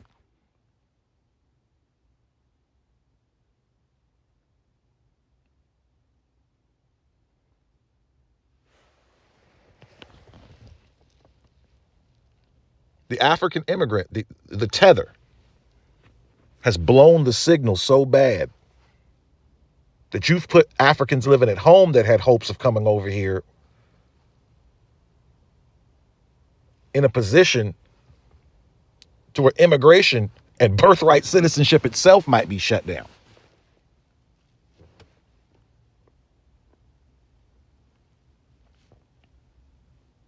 This is how bad you blew it with the black Americans, because you don't even really know us. Like I said, you notice they set up their own enclaves around us, but you can tell they're just kind of here with the government. They don't really rock with. You'll get a certain portion that do. I see a certain portion that do. Even Somalians. I be seeing Somali girls out here with them little hijabs, and they still be kicking it, playing basketball and shit. You will see certain blending, but see, that's where that friction comes from with them.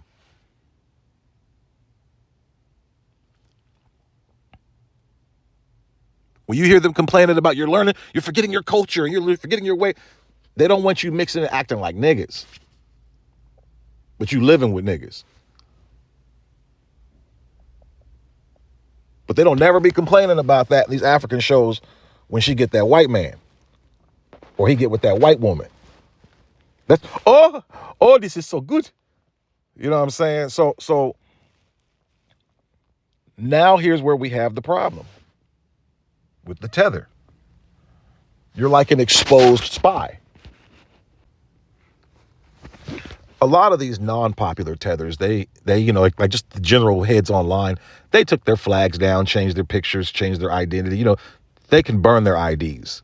But you famous people, you what's her name, Jenny Wu or whatever her name is, and just like you people that was standing on that kind of stuff, like you're going to start getting told by folks in your own circles, folks in your own culture, yo, shut up. You making the spot hot. These niggas got a lot of political power. This is a problem. I ain't even brought up Essence Fest yet. No, we didn't do nothing negative to Essence Fest but not show up. And see the bigger question that you have to ask yourself with Essence Fest. See, the Africans was feeling themselves, and they were, broke black Americans, we bought essence from you, nigga.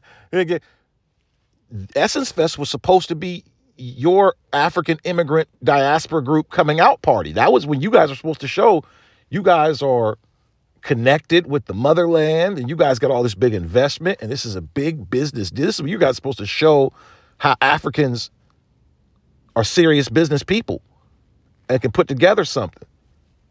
And you guys was doing Jollof versus Jambalaya and trying to get the black Americans to show up. This again speaks to the identity crisis. I said this again with the whole Tyler movement. You can't specify yourself and say you're not a black American and you're not black and this and that, and then expect black people to support your product. And then say it's hateful when we don't support your product. Why don't you go ask mixed people to support your product? You put that out there. Like, the hell was you doing?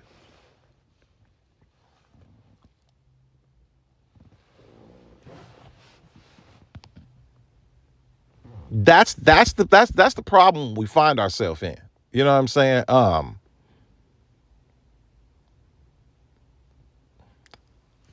They have an identity crisis with this.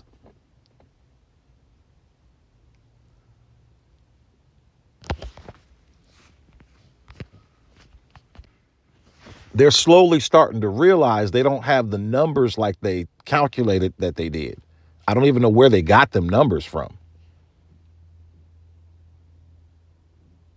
They're starting to realize black Americans in America are black people. When you're trying to tap into the black community, that's the black people. You're an offset. You enclaved yourself, which is your right. It's totally cool, but you don't get to call upon the powers of niggerdom in America like you think you do. You bought Essence Fest and thought that you was just going to benefit from what was popping, and the second the black American power of Essence Fest left, all the people went with it.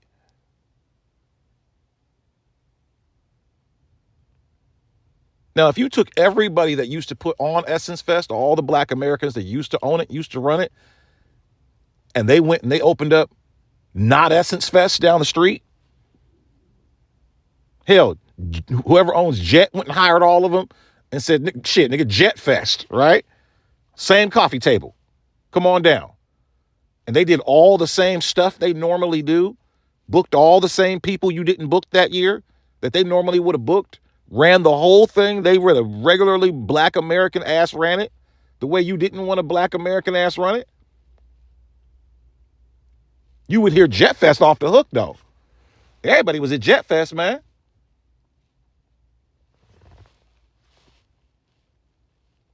Shaka Khan was there. Shaka Khan.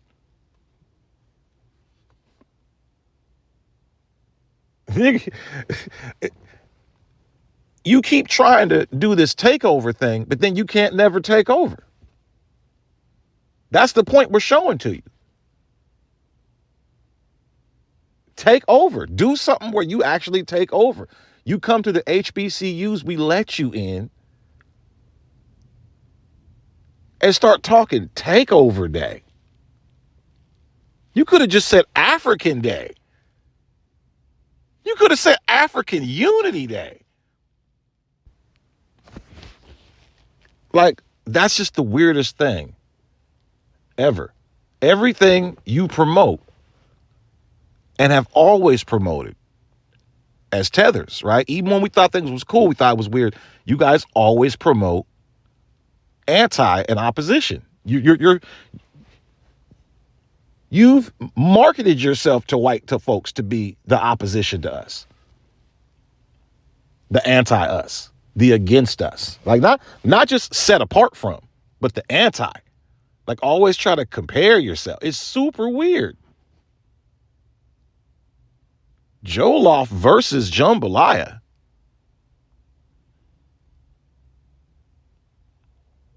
Versus African takeover day. You got a tether. I said in the last episode, you got a tether that made a movie, a Jamaican tether made a movie where they literally took a black American tourist and sacrificed him to heal the island. like, like if that ain't the definition of draining the essence of a black American so that you can come up, like I said, Tether's the movie.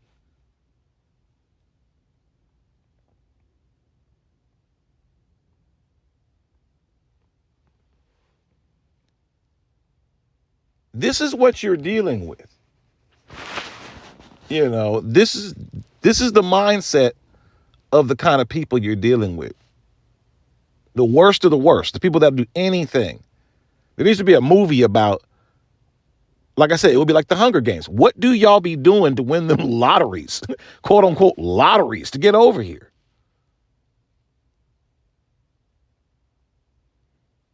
I know that's not a scratch ticket.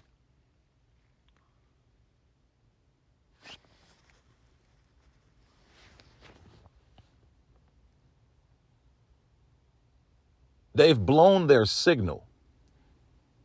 And now, because they're emotional people and we've exposed them, like I said, this is it. This is why I gave you the backdrop of they don't really feel like Africans. They don't really have real cultural ties to Africa or their homeland, their country like that. So, you know, that insecurity be eating at them. They know deep down that their job here is to be a usurper, is to be an infiltrator.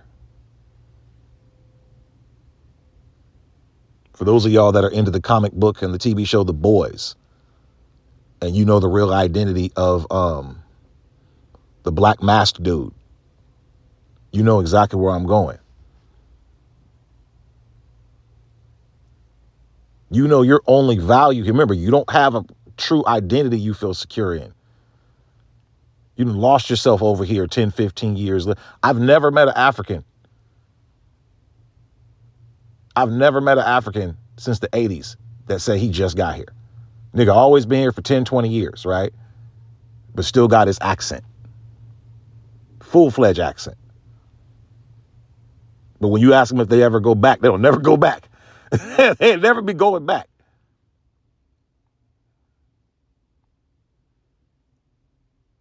You don't got no real connection to the motherland like that. You're a nigga that sends money back home and stuff. And you're supposed to be out here. You've been out here 15 years. You might have a whole family back home. You trying to bring a family over and shit. Or you might have brought your family over. Who knows? But the point is you've been here hella long. You are from here. You don't have active daily cultural ties back home like that. You're like a spy that's been on the field, undercover.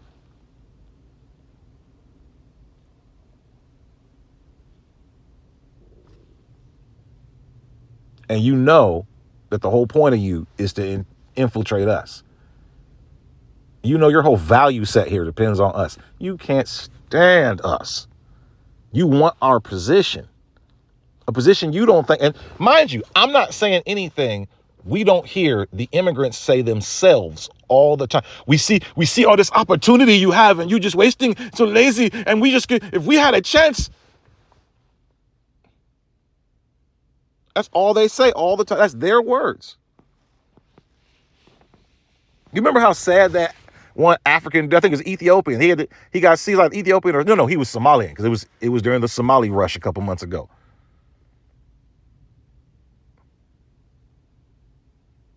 And he was getting sent back. He was in Somalia. And he was just, guys, can you please just call me, man? He looked like he was about to explode. Oh, guys, come get me. I don't want to be here. But I bet you he got Somalian flags all on his Twitter. I Somalia. Like, that's the duality and the confusion of the tragic tether. That's the tragic, like tragic mulatto. It's like, you're not white enough for white people, but you're not black enough for the blacks. I don't belong. That's how the tragic tether is. It's like, I'm not really African, and I'm not really American, and I'm not African American. The hell am I? You're a tether. We was letting you walk through the prison yard and hold our pockets. We was gonna keep you safe. We was nice to you. We knew you guys were some suckers. Y'all dress weird. Y'all act weird. Y'all be musty. We was still sticking up for you. You ain't never had no hate crime hit you. That's what. See, we did you so right. You thought there wasn't no racism. I don't know what you guys are tripping about. Man, we done beat up all the ninjas in the alley, and you think it's safe to walk home. We did that for you. We let you walk the big yard while we work out and stuff with the real niggas. We let you stand in the big yard and shit by the wall and everything. You was safe.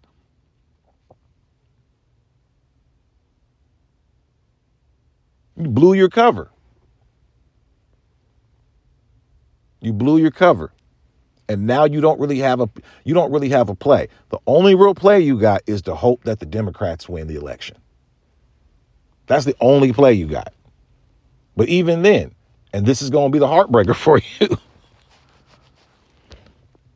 don't think that the Democrats is going to be letting your black asses in when they flip the switch. All that shit's for Hispanic immigrants. They ain't got nothing to do with you. Hispanic immigrants and up. That shit ain't got nothing to do with you. That's what you got to understand. The thing that was keeping you in this country since the time it began with immigration over here of other people of color was black Americans making sure your black asses got in. That was us. That was Booker T. Washington and shit. Like we remember the man who first let it happen.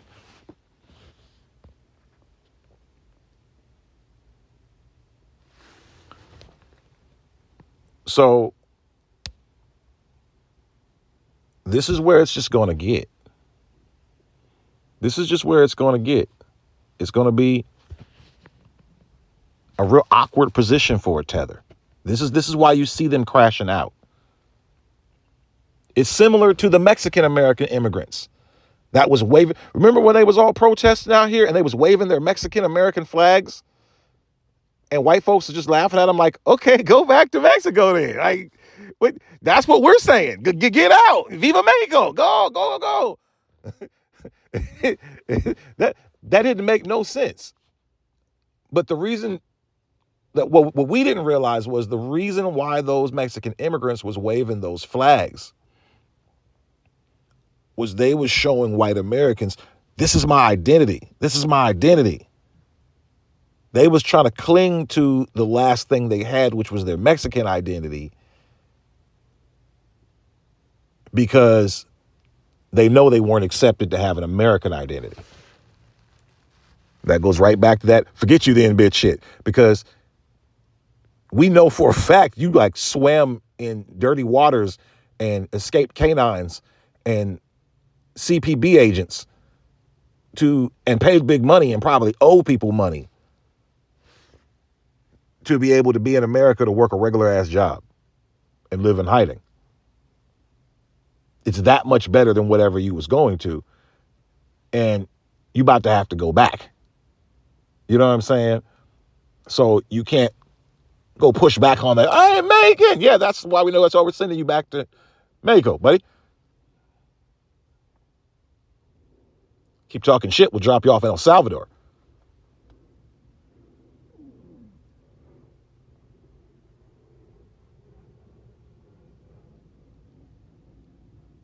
The black immigrants, they don't have that really. The plan with the whole plan with the black immigrant was to blend them in with us, but slowly put them over us. But the problem with that was, see, the plan was to mix them in with us, but put them over us so that they speak for us, so that the immigrants would always push black society into a direction that was away from empowerment. It was always going to direct towards Africa. You notice that. You notice, but where that backfired was, you can't really make the argument, how can we tell which one of you is which, if you can clearly tell that you put the ingredients together and they're sitting on top of each other. The ingredients aren't, the eggs ain't mixing with the oil ain't mixing with the cake mix ain't mixing with the eggs, nothing's mixing with the sugar. You can clearly see everything in the jar still separated. It's in the same jar, but it's completely separated. When you look at how African groups get placed right in the hood, I'm in Seattle, Washington. Everybody knows where the Somalis be at. The Somalis be in some Holly, right? They be over there in Holly.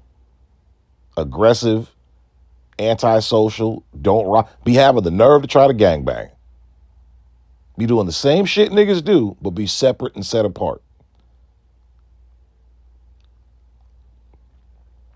It's very easy to tell who's African and who's a black American. We're not even talking about facial features. We're just talking about, look, they have their own communities over here, sponsored by us, right? Upheld and supported and buttressed by us, protected by us, but want to have the nerve to be set apart, right? That's cool. That'd have been totally fine. But we see very obviously what is the fabric of this fake ass unity. You want to be set apart. You want to do your own thing. You want to tap dance for white folks. But until protection's needed or resources are coming or that identity that keeps you here, now you want to claim being black. Africans don't communicate with black Americans in any meaningful way on any level with any of our communities across America, but you involved in our politics right from the beginning. That's how you can tell you got assigned here. And see, people, what's the phrase that every alien used to say, the stereotypical phrase an alien would say in a movie back in the day? It would be, take me to your leader, right? Say what you want about a lot of these African countries. Say what you want about a lot of these African cultures and a lot of these African tribes. I know I go hard on them all the time. One thing I will give them over us, they have clear-cut leaders. They have clear-cut political leaders, clear-cut financial leaders, clear-cut tribal leaders, clear-cut spiritual leaders. These Africans do have a group. They do have leaders that come down from the top and let them know what's going down, what it's going to be. They do have a means of collective reward and punishment for members in their group, which allows them to maintain control within the group. I will give them that. They do have a higher degree of discipline than we do, because one of the real problems with Black America, and we're seeing this by how they attacked us. You can always see your weaknesses. Sometimes it's good to have enemies to know where your weaknesses are and make you check your traps and check your security systems, right? We're seeing that a weakness and in some places a strength with Black America is there is no centralized leader. The leaders, the quote unquote leaders that we have are non-existent or pretty clearly propped up and not really the leaders that we're being told they are, right? If an alien landed down right now and said, take me to your leader, the white folks, they're going to take him to meet the president. Africans got presidents for you to meet and tribal leaders for you to meet. There's pecking orders. If a leader came down, if an alien came down to Black America and said, take me to your leader, there's no MLKs or no Malcolm X's or Fannie Lou Hamers or Ida B. Wells's to come show that alien. Louis Farrakhan, he's the leader of the Nation of Islam, and he's an older man, but He's the leader of the Nation of Islam, not of Black America, right? And he'll be the first one to tell you that. He has influence. He has a sphere of influence over a section of Black Americans, not all Black. Well, he has some influence with all Black Americans, but he's not the Black leader, right? The way a Huey Newton or a Medgar Evers. You know what I'm saying? These were political leaders. These were action leaders. We don't really have any Black leaders anymore. If an alien landed down in front of a bunch of Black folks in the hood and said, take me to your leader, niggas would probably take him to go see Chief Keef or something. There's no premier activist that really runs shit. Umar Johnson's more of an entertainer. But I don't want to insult him by saying entertainer because he is knowledgeable. He's a talking head. He's a tastemaker in the community, right? But he's not a Black leader. He has no real Black power. He has no power of people leadership. If he did, he would be able to amass people to build up the school real quick. It would get built overnight. He would be able to lead people into that. We don't really have any Black leaders. There's really no Black structure. What people have done, what we've done, is we've assumed there are leaders up at the top. But these are people that are represented by the Democratic Party, by the NAACP, by all these little shine organizations that have just been plucking money out of that game. They've all been playing the nonprofit game. No one's really on Black leadership. There's no real Black direction for the Black community. Black people as a whole, as a community, we've just kind of been floating out of orbit since the 60s. All the leaders got killed and replaced with paper mache leaders. And these Africans largely know that. So they look at Black America and they say, it's a leaderless nation there to be plundered. They don't even have any idea that we're plundering them. They think whoever's in charge up at the top is in charge of things. They have no idea there's nobody in charge at the top but us. It's a masquerade. The Democratic Party has been using Black faces in high places to masquerade as Black leadership since the 1960s. Al Sharpton, and rest in peace, I didn't wish him or his family any harm, Jesse Jackson. But I know a puppet when I see one, right? And even Jesse got tired of the puppetry later on in his life. Remember, he got caught on that hot mic talking about Obama. I'm even talking down to Black folks. He want to cut his nuts off. That's how he was really feeling. He wasn't trying to say that on a mic because wasn't nobody trying to undermine the Black presidential candidate in the Black community at the time. But that's how he felt. And he had played his part, fooling Black people into thinking that we had better structure than we did.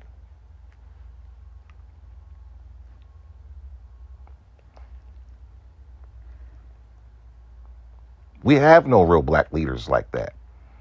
And thank goodness for this Twitter fiasco, because it woke us up to remind us that we have no Black leaders.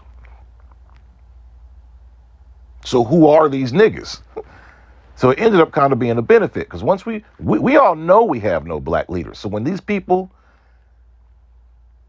Black Lives Matter folks, I forget the nigga with the little blue bubble vest, they used to walk around. When these people started popping up, telling us they were our Black leaders, and white folks telling us, these are your Black leaders, we started saying, wait a minute. That's a sign. Because all our real leaders is dead.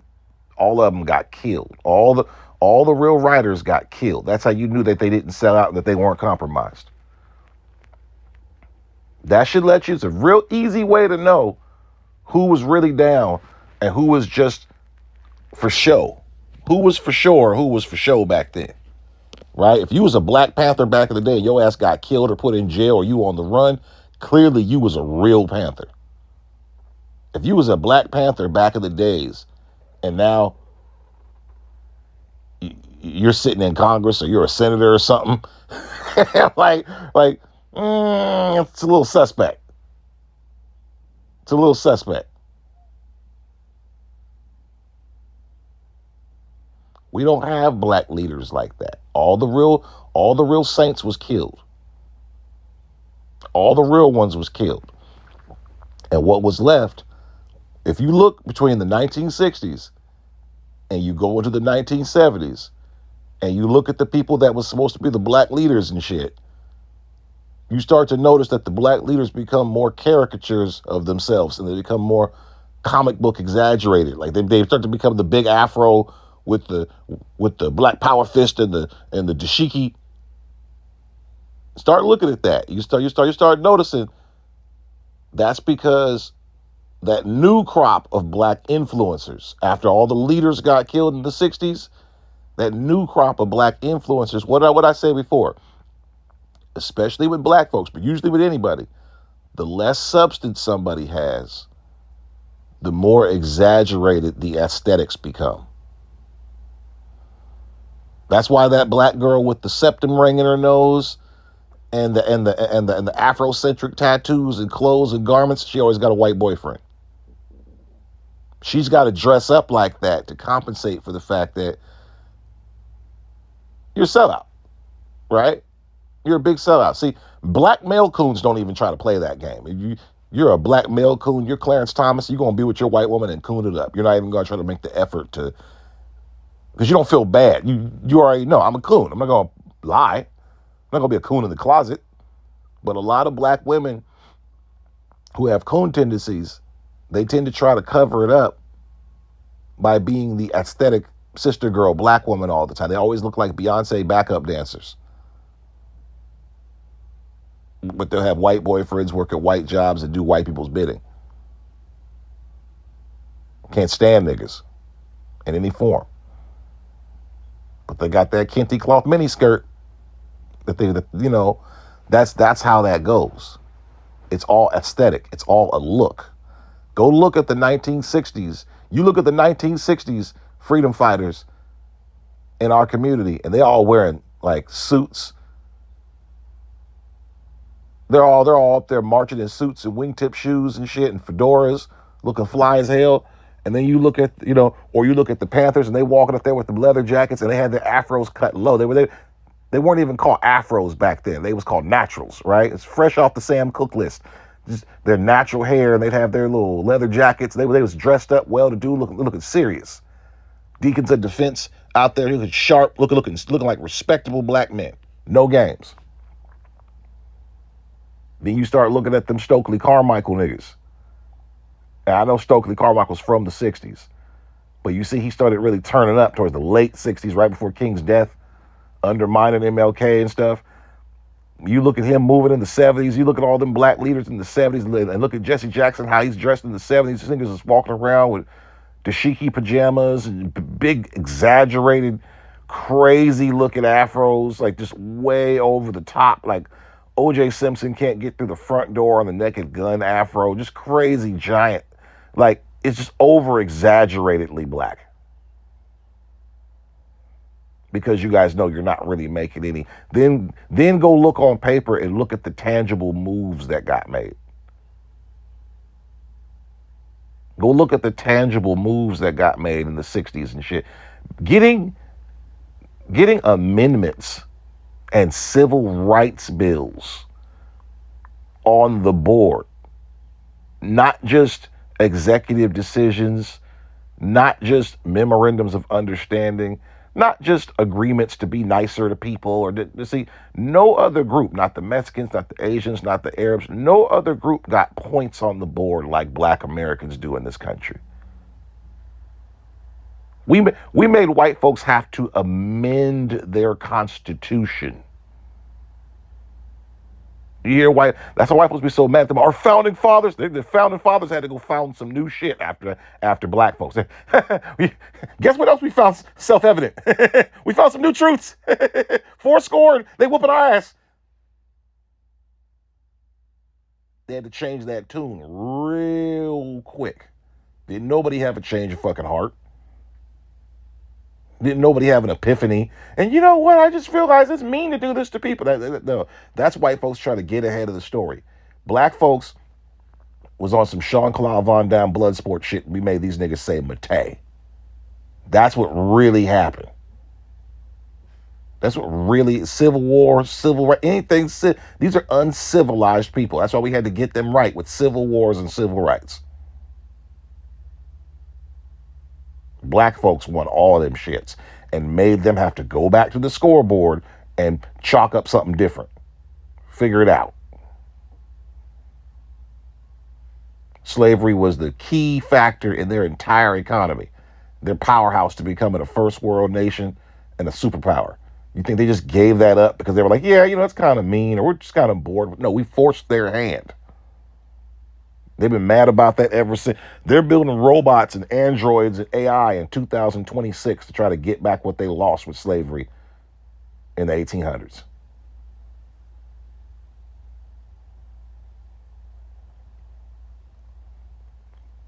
And it's going to backfire again. That's why I showed you that video about how AI is already planning a revolt. How you going to stop a robotic Nat Turner? Like, how you going to stop a Nat Turner T1000 robot? Eyes ain't picking this no more, cracker. What are you going to do?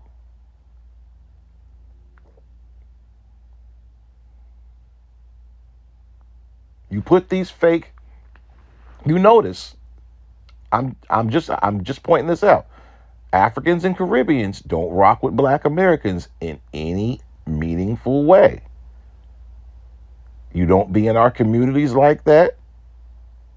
You don't be involved in none of the festivals. You don't get involved with us because you can't coexist with us. See, what other groups happen to do, when cultures get along, they tend to mix and mingle and become new cultures. That happens all the time, especially similarly aligned cultures. They'll blend and compromise, and then a whole new culture come out.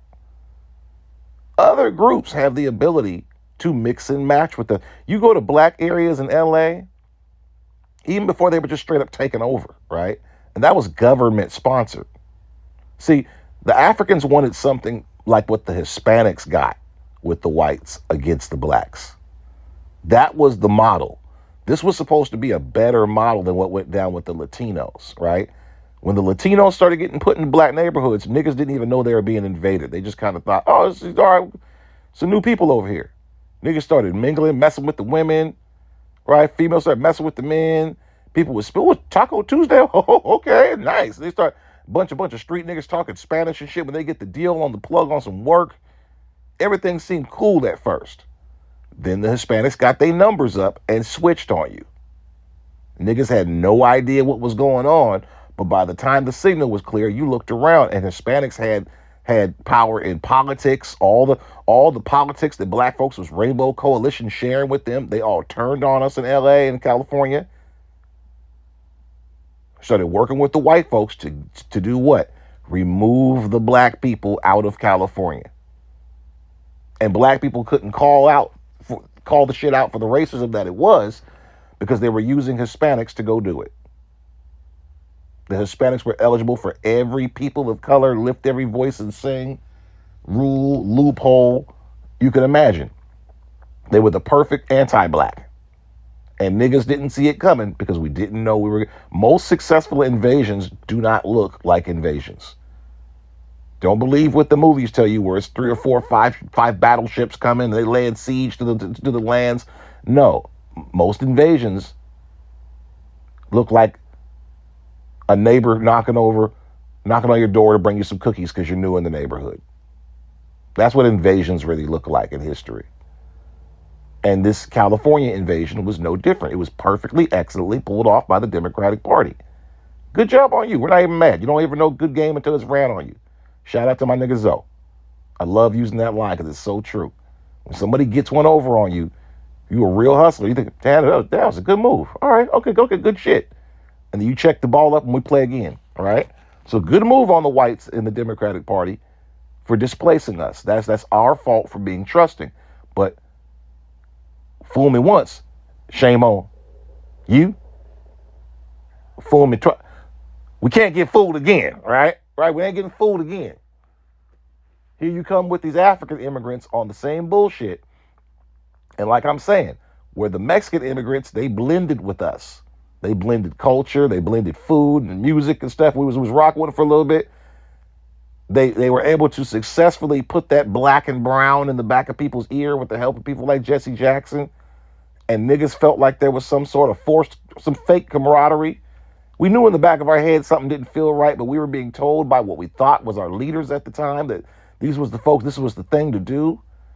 We didn't know we were really doing the bidding of a political party, of the Democrats, and their goal to replace us and replace our votes with these Latinos. But where did it ultimately end up backfiring? On an episode I showed you recently, where Latinos that come in here and become American pursue white identity. So the Democratic Party did all that rainbow coalition shit to try to replace black people. It's really a tale of two racisms, because the Democratic Party was trying to use left racism. They were trying to use the aesthetics of people of color, but use the Mexicans to replace the blacks, but didn't realize that the Mexicans coming in were just aspiring white people like everybody else who comes here, including the Africans. So what did these aspiring white people do? They started voting MAGA and voting Republican and splitting the Hispanic vote in half, and I will vote for Donald Trump and all that shit. Those were all the Mexicans and all the Latinos and Hispanics that Democratic Party sacrificed to get in here and sacrificed the black vote for. That's how you lost everything.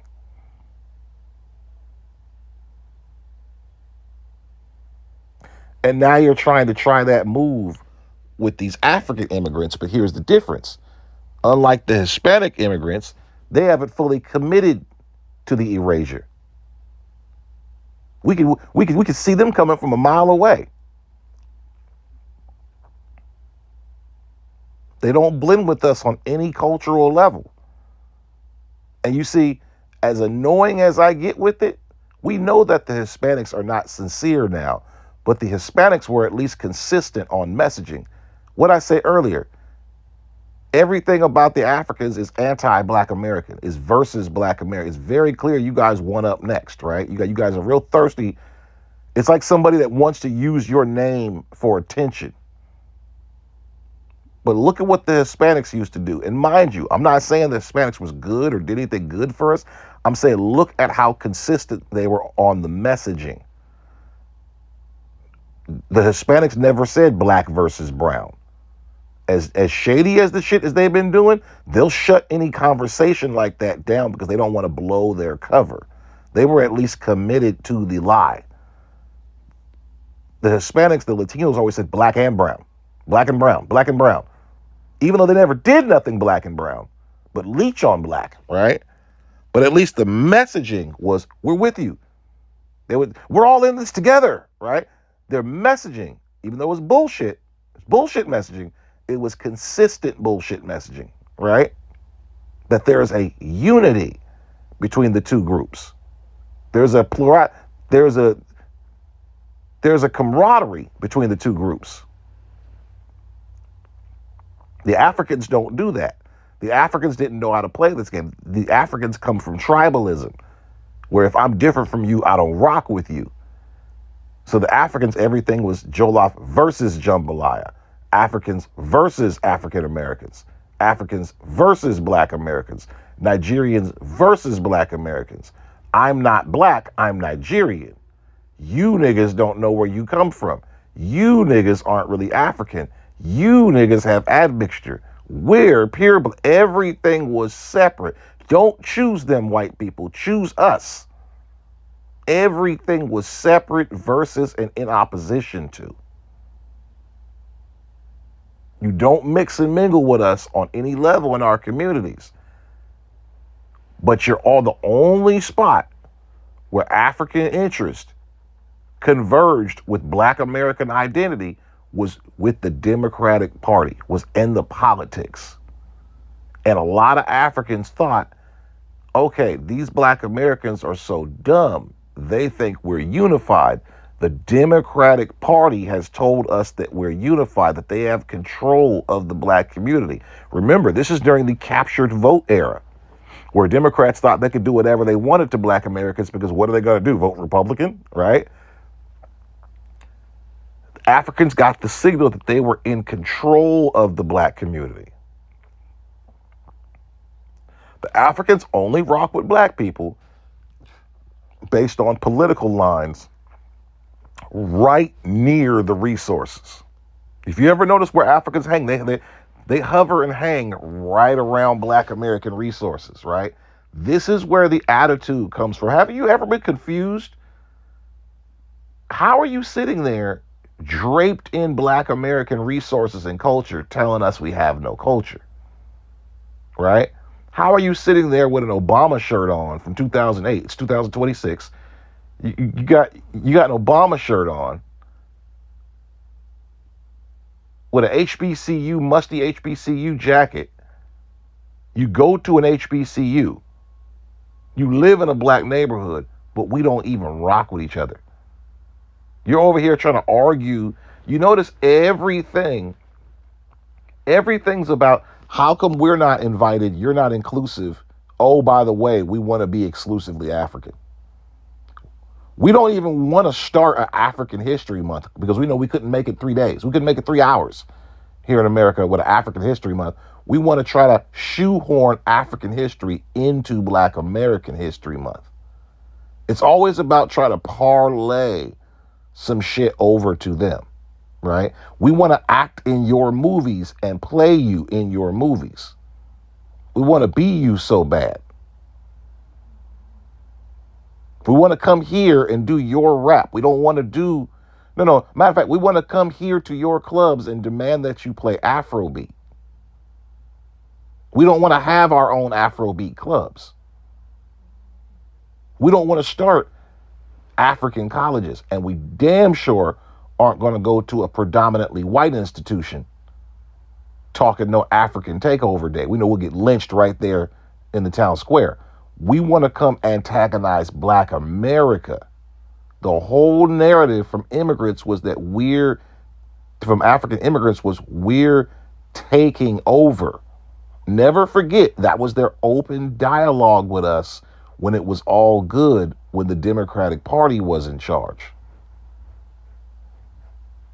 You noticed that, right?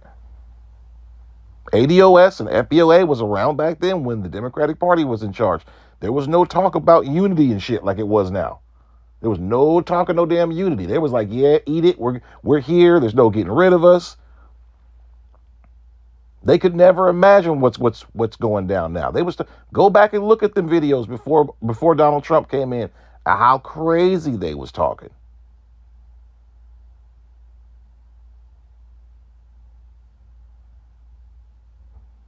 You solidified your position. You really blew the mission. White folks is looking at you crazy. What the fuck are you doing? You're supposed to fake blend with them. You're supposed to fake unify with them.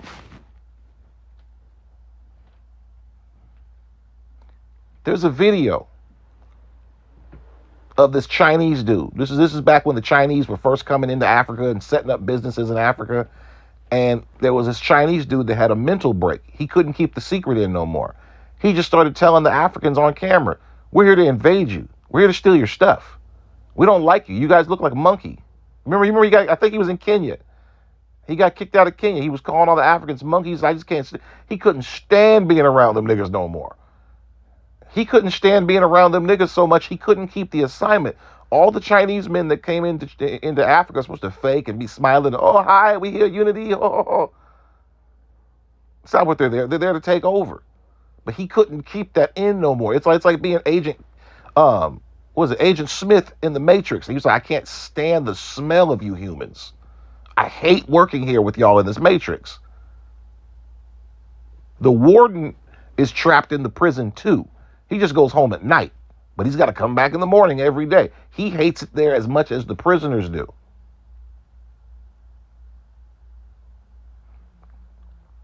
That's why I gave you this whole backstory.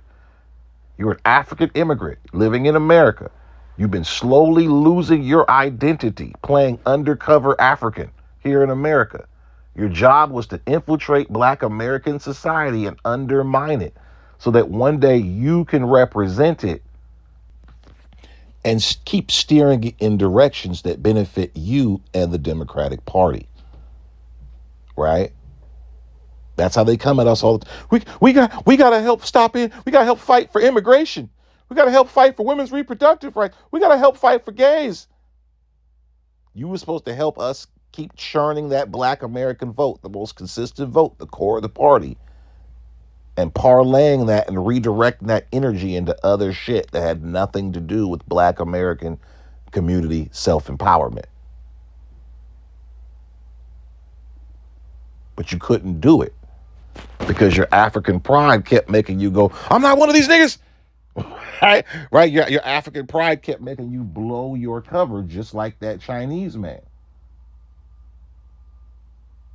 who was stuck in Africa, stuck on that assignment. He blew his assignment on purpose so he would get sent back home, get deported from Kenya and sent back home to China. He'd rather go back home to China and probably be working in a labor camp for messing up the mission than have to be another day in hot ass Africa dealing with the monkeys. That was his words. And that's how a lot of you Africans are here in America. You can't handle it. And mind you, that was with the Democrats in charge and everything going well for you. Now you got the Republicans in charge. And I got news for you. J.D. Vance got just as much options as winning with how they're about to rig this election. If they even have an election, you're going to be in trouble for a while. So you didn't know how this country works. Once you start doing too much, or even if you're not doing nothing, if the white folks in this country feel like their money's coming up short, everybody got to bleed. That's how it go. Y'all keep thinking we think we're going to be safe from, oh, they're treating us better. No, we don't think that at all. Shit. But y'all next, we're first. We just know how to handle it. We're dealing with it right now. There's cops shooting up niggas right now. Niggas coming up lynched, talking about suicides and shit. That shit's still going on. You don't see us whining about shit. We know we're on end of days status. It's hot out here. And for you to be immigrating into this country at a time like this shows you clearly didn't read the tea leaves. You don't know what you're doing. When you're an untethered person, ironically, right? When you're an untethered person, you don't have no country, you're not linked to nothing, you don't have no morals, you don't have any principles, you don't have no code, you just do whatever seems to work at the time. You don't read the tea leaves. You don't read the room. You don't pay attention to the political winds blowing because you're blowing with the winds. And here you are, stuck and surrounded, because you have no idea, number one, how quickly either one of these parties will get rid of you when you're no longer politically expedient. They'll do that to other white folks. Look at all these MAGA whites realizing Trump left them for dead, realizing Trump didn't side with the very people he had them vote him in for to go fight. It was all a dream. It was all a trick. Look at all the Obama followers when he didn't do shit. What? It's all a trick. It's not real. Most Americans probably don't even want to participate in this upcoming election. For what? Like, how you gonna have us vote on some people that we know are like cannibal vampires now? like what the hell are we even doing here? But you arresting people for not paying child support or their parking tickets or some shit, right? What are we even doing here? But Tethers, I mean, you guys are in a real bad way. They're going to start rounding y'all up. I mean, they've already started rounding y'all up, but it's going to get weird. It's going to get weird. Somalians, Ethiopians, and especially bold underline italics, Nigerians. You niggas are going to be the main ones up to bat. Not because you guys have really done anything crazy. To be completely honest, like, I can be completely fair about this. Yeah, the Somalians are scamming, but the scams they were doing weren't anything different than what the Ukrainians or what this white South Africans are doing. With any of these, you get any community of people over here like that, there's going to be criminals, and they're going to start criminal organizations. That's how the Italian mob got popping. The Italian mob didn't get popping over from Sicily like that. The Italian mob didn't really take off globally until they got over here. Now they had a network. All the shit they were doing in Sicily was just in Sicily at first. They're stealing shit off of boats and shit. They were petty thieves. When they got over here to America, they said, oh, we can take this shit to the prime time now.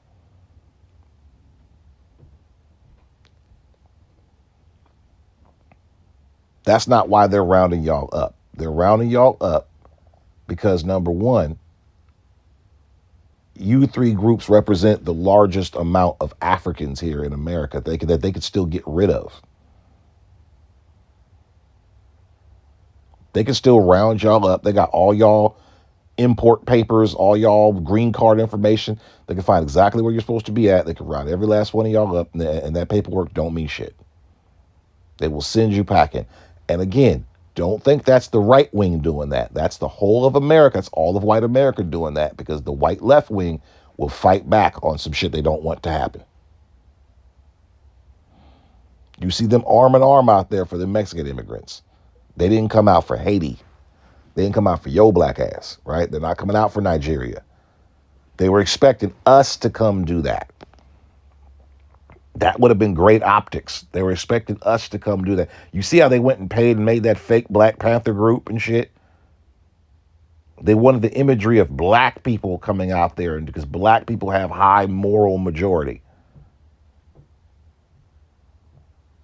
But you seen what the real Black Panthers came and stripped the Panther name off them niggas. They had to become the Black Lions, the Timu Panthers, right?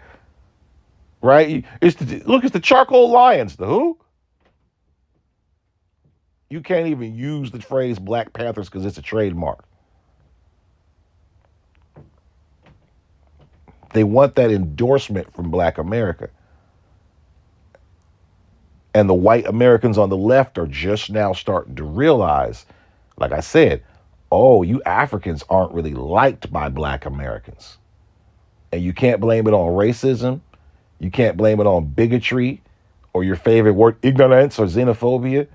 Black Americans, who was 999% down with Africans throughout the entire civil rights movements, both of them, 1860s and 1960s. Black Americans who fought for you to get through here. Booker T. Washington and shit was out here riding with y'all in the 80s and shit with the Haitians and the South Africans. Black Americans who did all this shit to get you niggas here thought y'all was gonna be reinforcement.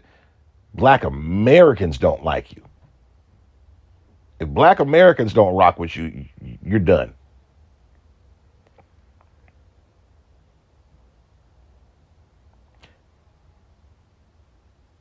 Minnesota got the strongest, largest amount of Somalian voters and the largest, most coordinated Somalian voting bloc in the whole country.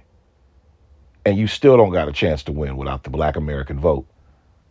Ilhan Omar gonna be out of there like swimwear.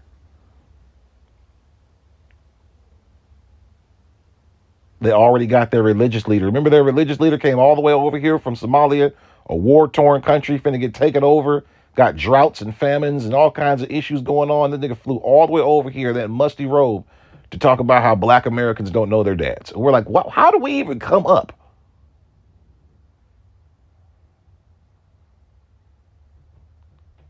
Now you got that nigga backtracking because he didn't realize, oh, we don't got the political power like we thought we did.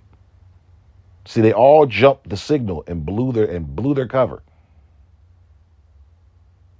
Signing off.